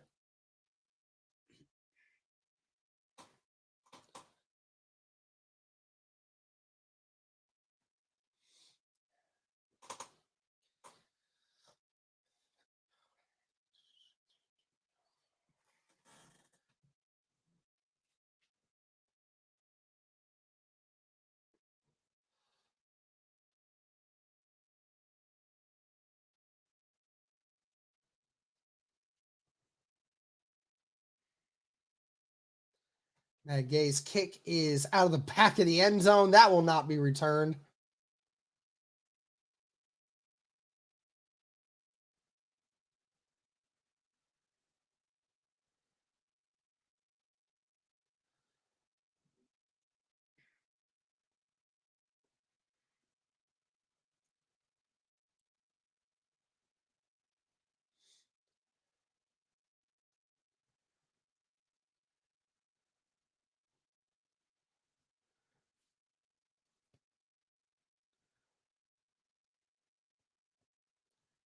All right, this one's going to be a play action, and they find it's Jacoby Myers for a gain of 14.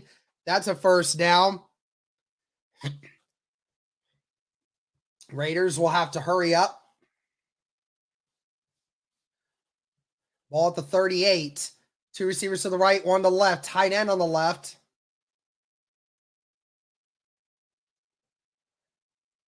Going to get it off quick, and that's caught by Adams. It's incomplete, actually. Adams unable to secure the low throw. Incomplete pass there for the Raiders. 7 minutes left in this fourth quarter. Juju Brents and Devontae Adams been going at it all game. For the most part, it's been an even battle. Adams has had some good plays, and Juju's had some good plays. Two receivers to the right, one to the left.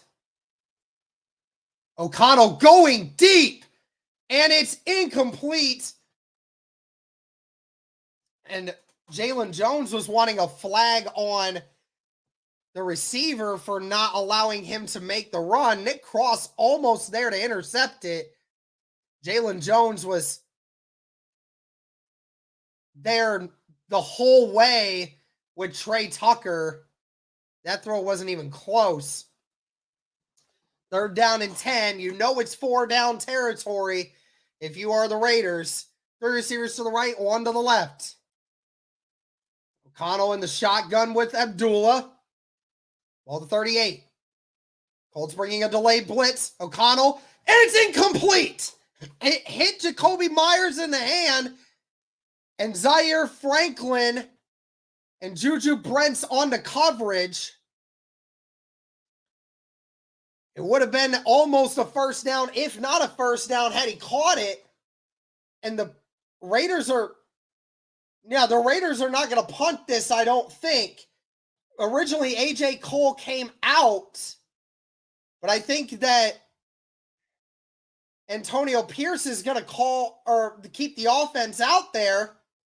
They got to hurry up and get set. One receiver to the left, two to the right, tight end on the right. They got to hurry. Aiden O'Connell with time, throws it over, and it's caught. The Raiders get it. Trey Tucker somehow holds on. The clock keeps going, but Trey Tucker gets the first down. Juju Brents fell for the fake on the inside, and he's out at the 46 of Indy. Two receivers to the left, one to the right. O'Connell finds Devontae Adams, and that's a first down, pushed out at the 32. And the clock stops. This is not good if you're Indianapolis right here. You have got to get pressure. You have got to get a stop here for the Raiders. You cannot allow them to get a touchdown right here. Everything has been a pass so far. 42 yards on this drive. Two receivers to the right, one to the left. Tight end on the left. O'Connell with lots of time. O'Connell throws it, and it's caught by Adams, and he's out at the 19. Juju Brent's nowhere to be found. And the Raiders are just going down the field.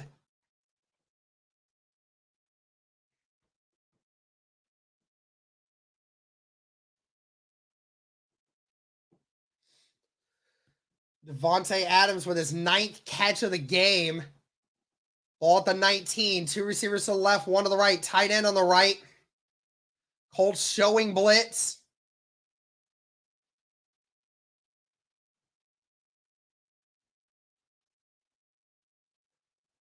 Colts bringing it. And it's caught by Myers, and he gets a gain of 4. But the clock keeps moving. 5 minutes left in the fourth quarter. Can the Colts get the stop right here? Huge play here. Huge plays coming up for Indy. You've got to keep the Raiders out of the end zone. Shout out to the near 500 people in here right now, guys. Be sure to like the stream. Be sure to comment. Be sure to subscribe. Two receivers to the left, one to the right. Tight end on the right. Ball at the 16. O'Connell. And it's incomplete. No flag. Devontae Adams wanted one, but Juju Brent's on the coverage. Not a great throw by O'Connell either. That was definitely a hold on the one side, but they did not call it.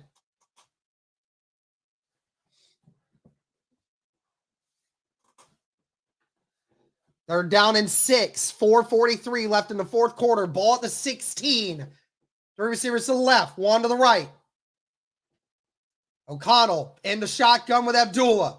Colts bringing a delayed blitz. O'Connell throws it to the end, and it's incomplete. Juju Brents on the coverage for Devontae Adams. They went after him, and Juju saying, "It's me. I'm him." 4th down and 6. We'll see what the Raiders decide they want to do here. Great coverage there by Juju. That ball was not in a good spot for Devontae. And they're going to have to kick the field goal and take the points.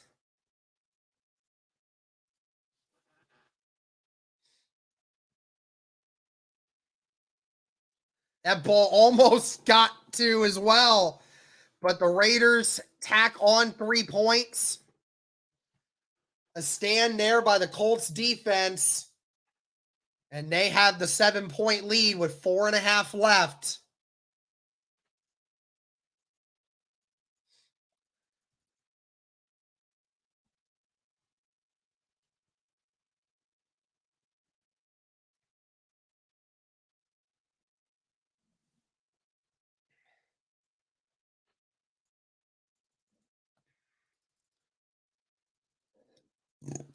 Excuse me.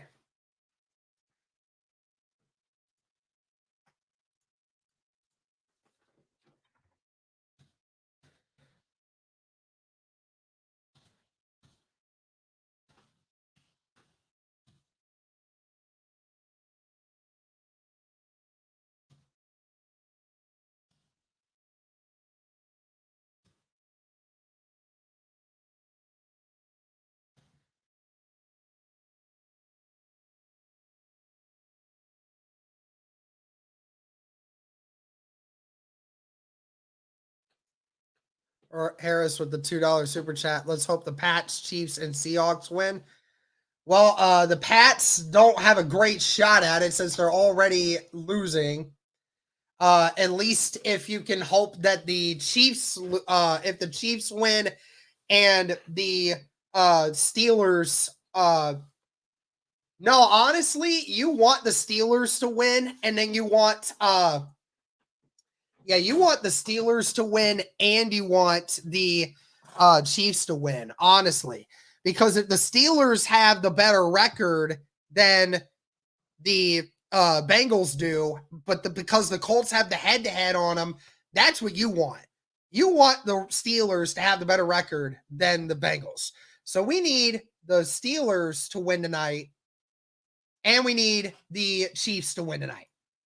If the Steelers can beat the Seahawks, and if the Chiefs can beat the Bengals, then the Colts, if they win against the Texans, they are for sure getting in. For sure.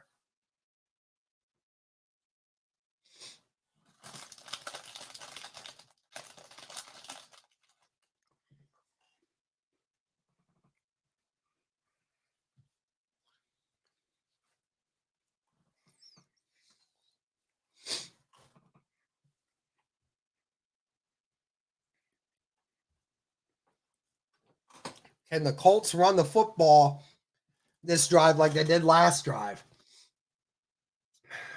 That will not be returned. 4:35. Indy needing some help. If they can just get down the field and run this clock out.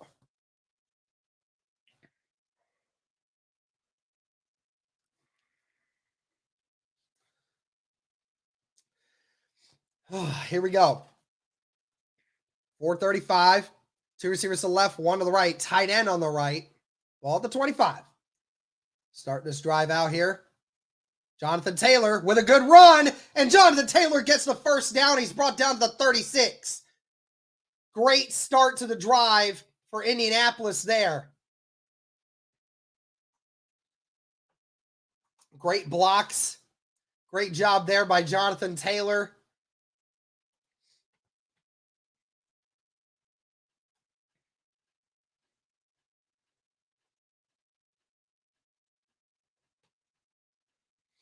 Shout out to the 500 people watching, guys. Thank you so much. Just past 4 minutes. Minshew under center once again. Jonathan Taylor following his blockers, but he gets nowhere, loses a yard. Gets picked up by the Raiders' defensive front. And they are going to call timeout here. The Raiders are.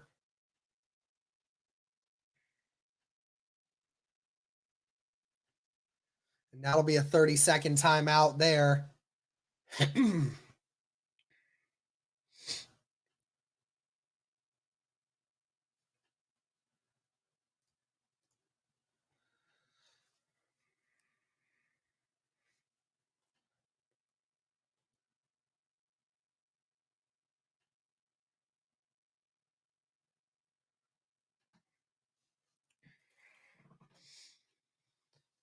Trey Sermon now comes into the game.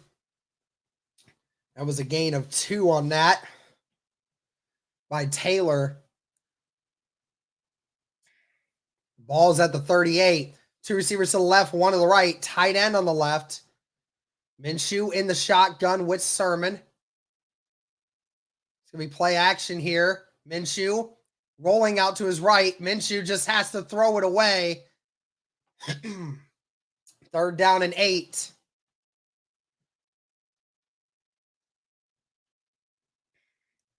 And that saves a timeout for the Raiders if the Colts are unable to get the first down.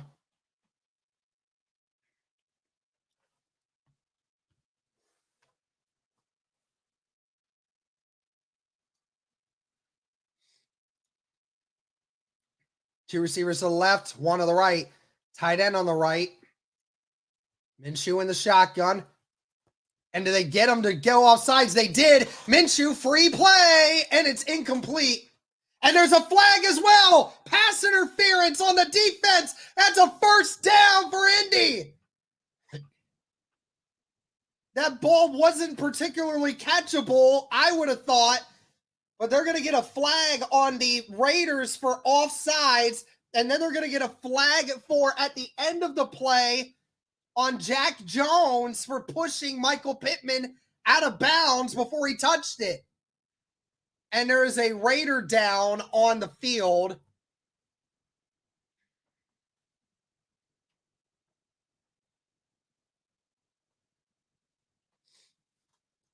That'll be a first down for Indy right off the bat.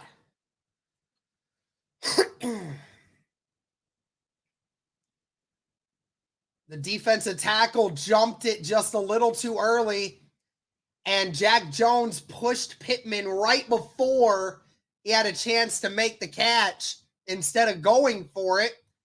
Felt like Jack Jones had just as much of a chance to go for it as Pittman did.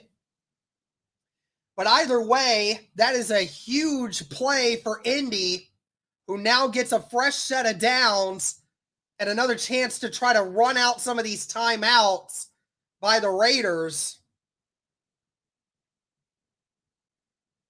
Huge penalty there for the Raiders as Jack Jones comes off the field. 3 minutes, 34 seconds left in the fourth quarter. Don't know where the spot of the ball is yet, but it's right at around midfield. Oh, it's actually at the 36 of the Raiders. Two receivers to the left, two tight ends on the right.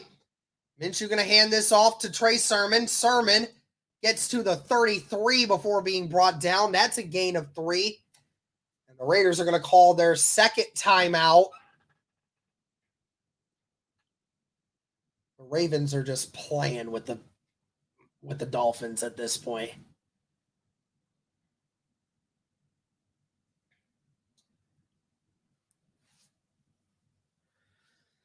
Second down and 7. 3 minutes and 28 seconds left. Colts in field goal territory here.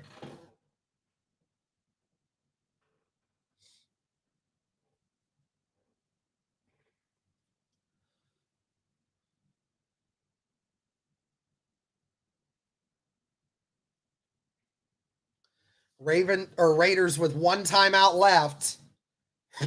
Two receivers to the left, two tight ends on the right. Minshew still under center.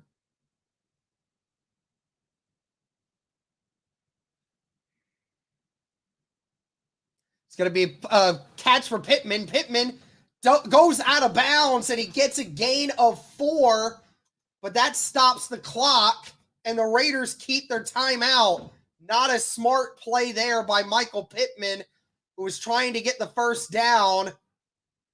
But now that stops the clock for the Raiders, who keep one timeout. It is 3rd and 3.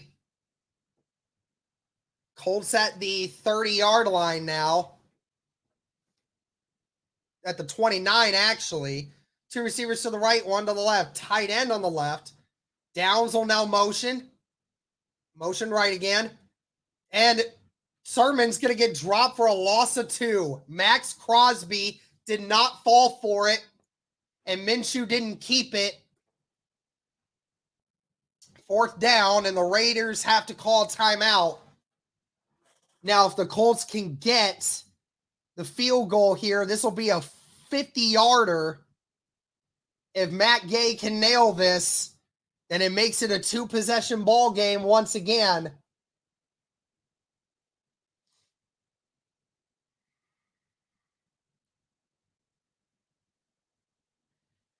Can Matt Gay hit the 50-yarder? Matt Gay hits this, and it almost puts it out of reach. We've seen Matt Gay hit these before. Can he hit it this time?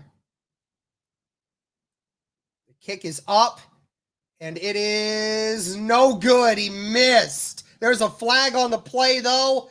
The Raiders might have jumped off sides. Please, Lord, tell me that was an offsides. Please. Please tell me that was an offsides. Please. Blue is down for the count. He doesn't realize that there's a flag.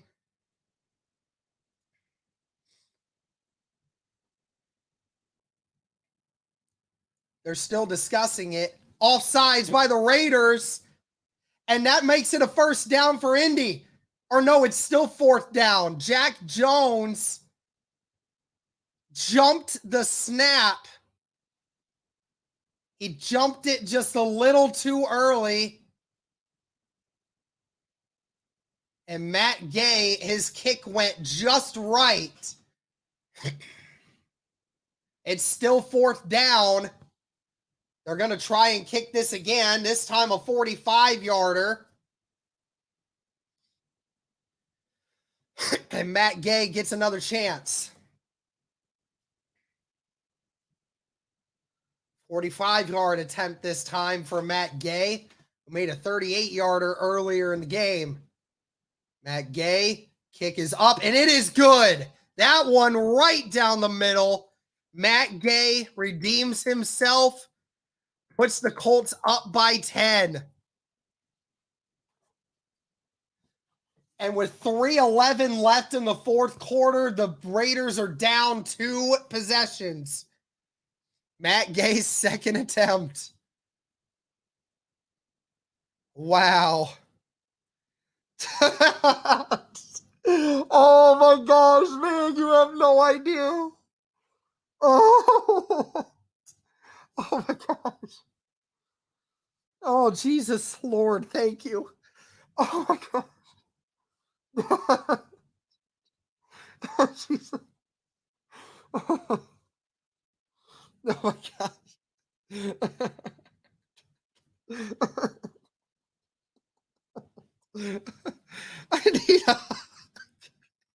I need a hug, man. I'm losing it. Oh my gosh. Oh jeez. Oh.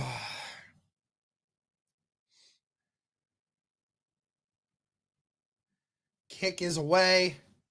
That one is out of the back of the end zone. That will not be returned.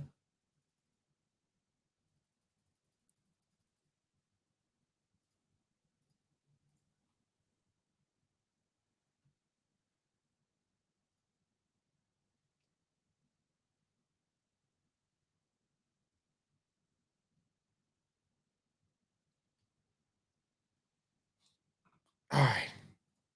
Here we go. Let's finish this game up. 2 receivers to the right, 1 to the left. Tight end on the right. Abdullah will now be on the left. Oh, Ebukam just got lit up. And that is down at the 45. That is Trey Tucker. Jalen Jones on the coverage. O'Connell just threw that up. 1 receiver to the left, 2 to the right, tight end on the left. It's going to be a run here for Abdullah, and he gets hit at the 49.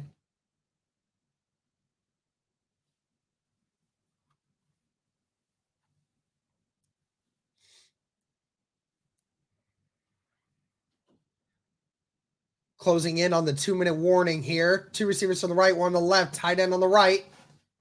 O'Connell with time. And he finds Adams. Adams brought down at the 35 of Indy. And it's approaching the 2-minute warning here. We'll see if the Raiders get one more playoff before the 2-minute warning commences. 2 receivers to the right, 1 to the left, tight end on the right. They are going to get one more playoff. O'Connell throws it, and it's caught by Adams, and he's out at the 20. If it wasn't for the fact that the Raiders had no timeouts, this would be scaring the heck out of me.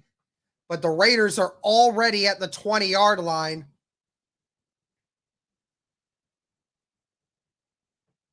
And there's a minute 56 left.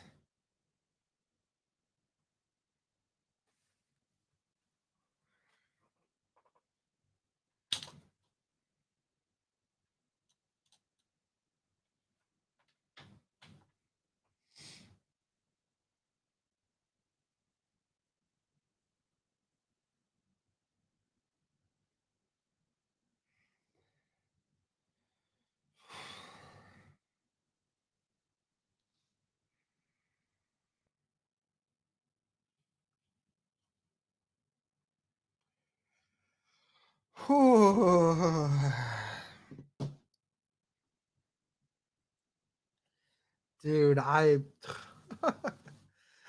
am so beat. I am so beat. That's incredible.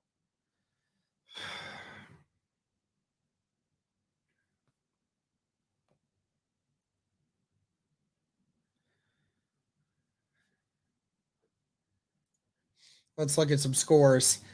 Bears winning 27-17 over the Falcons. Ravens destroying the Dolphins. Saints destroying the Buccaneers.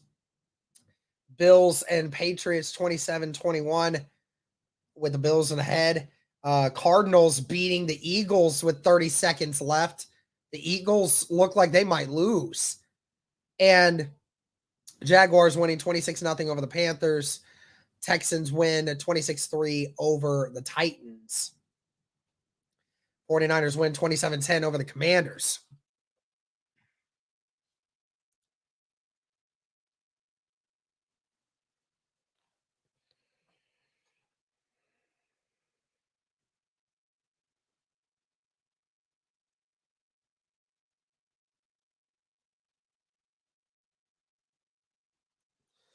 Just got to finish this up. Real quick.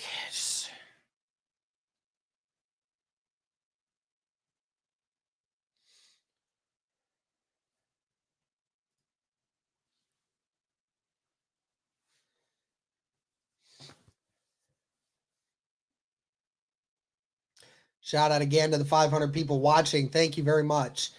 2 receivers to the left, 1 to the right. Tight end on the right. O'Connell in the shotgun with Abdullah. Ball at the 20 of Indy. Minute 56. We're at the 2-minute warning here. O'Connell finds Jacoby Myers. Gets brought down right at the first down marker. And they blow it dead. And EJ Speed is down. EJ Speed slow to get up. Never mind. He is up. Was just slow to get up. But the clock keeps running. Minute 28 left.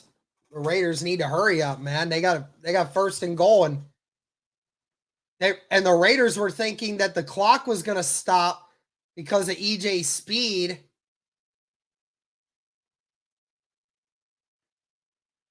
The Raiders thought that the clock was going to stop because EJ Speed was down.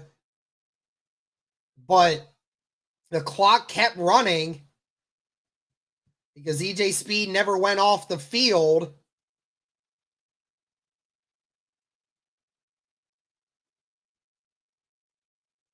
We'll see what the refs decide to do here. They're going to looks like they might put some more clock on.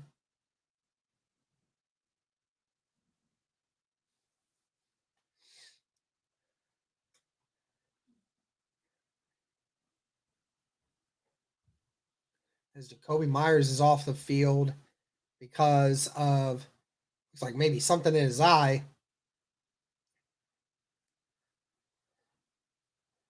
Looks like they will not add time onto the clock for the Raiders. Instead,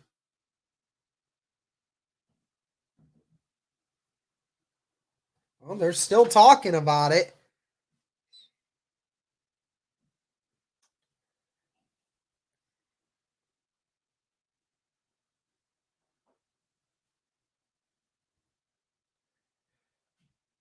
EJ Speed might have to come off the field.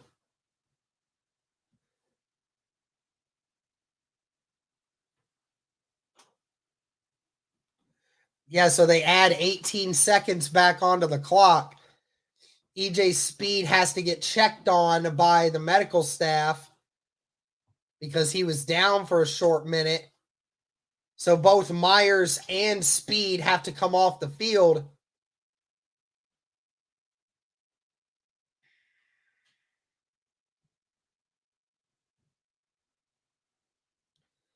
Myers, who looked a little shaken up with maybe something in his eye, and EJ Speed has to get checked out too, but they did add 18 seconds onto the clock. So they're at the 10-yard line, 1st and goal, 1:36 left. The Raiders are getting frustrated at just how long this is taking. And the clock will start on their signal. O'Connell finds his receiver. It's incomplete. Bounces off the ground.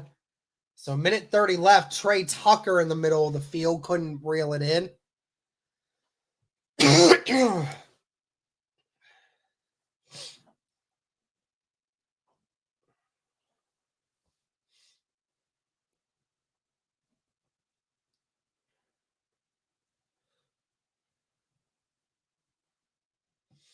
Second down and goal at the 10. Connell back there with Abdullah. 2 receivers right, 1 left. Now 3 receivers right and a tight end on the left. Bunch formation. Going to find Adams in the middle of the field. Adams gets the touchdown. Or they're going to say he's a yard shy. The clock keeps moving. He's a yard shy of a touchdown. Taekwon, get across. And the Raiders are just going to go forward with it. And he's not sure. No, he didn't get it. It looked like he didn't get it. They marked him shy. There's no indicator to say he got it. There's a minute left. 4th and goal. He's at the half-yard line. 2 receivers to the right, 1 to the left. Tight end on the left. O'Connell in the middle again, under center. They're going to throw it up for Davante Adams, and he holds on. And it's a touchdown. Wow. What a catch by Davante Adams. Wow.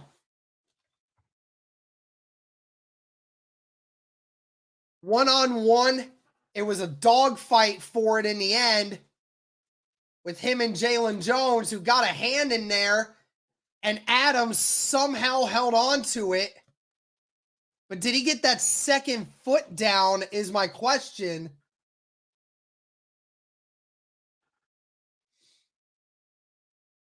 Hold on a second. Yeah, he got both feet in.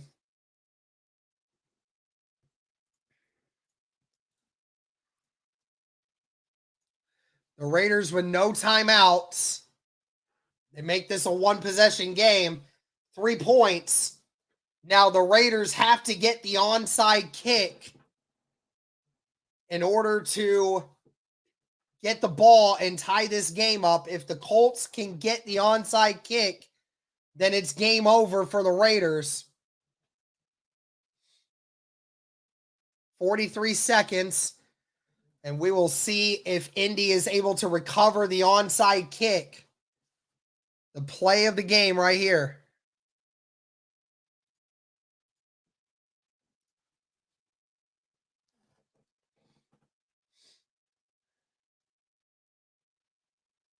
Last successful onside kick for the Raiders was back in 2017 against the Kansas City Chiefs. But you have to do that if you're the Raiders right here.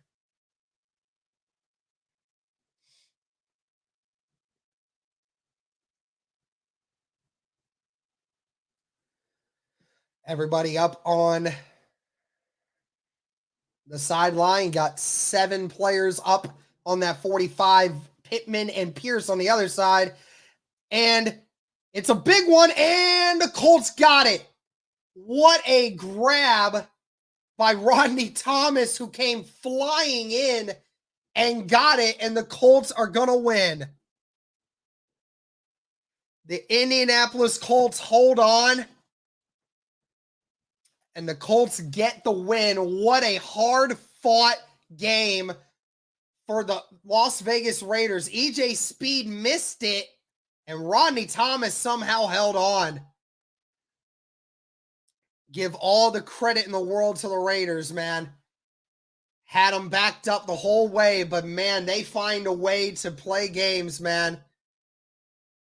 Sad to see them end the season like that, but what a fantastic team. Really hope that the Raiders decide to hold on to Antonio Pierce as their coach, man. They've got a lot of great things coming their way. But the Colts hold on. And the Colts win 9-7 or 23-20, and their record is now 9-7. The Colts win in dramatic fashion once again, but the Colts have a chance at the playoffs still with a 9-7 record. Colts remain in that 7th seed. And just like that, Indy's hopes and dreams are not dead yet. Appreciate you, Paul Wilson. Appreciate you, my guy. Love you, man. Thank you.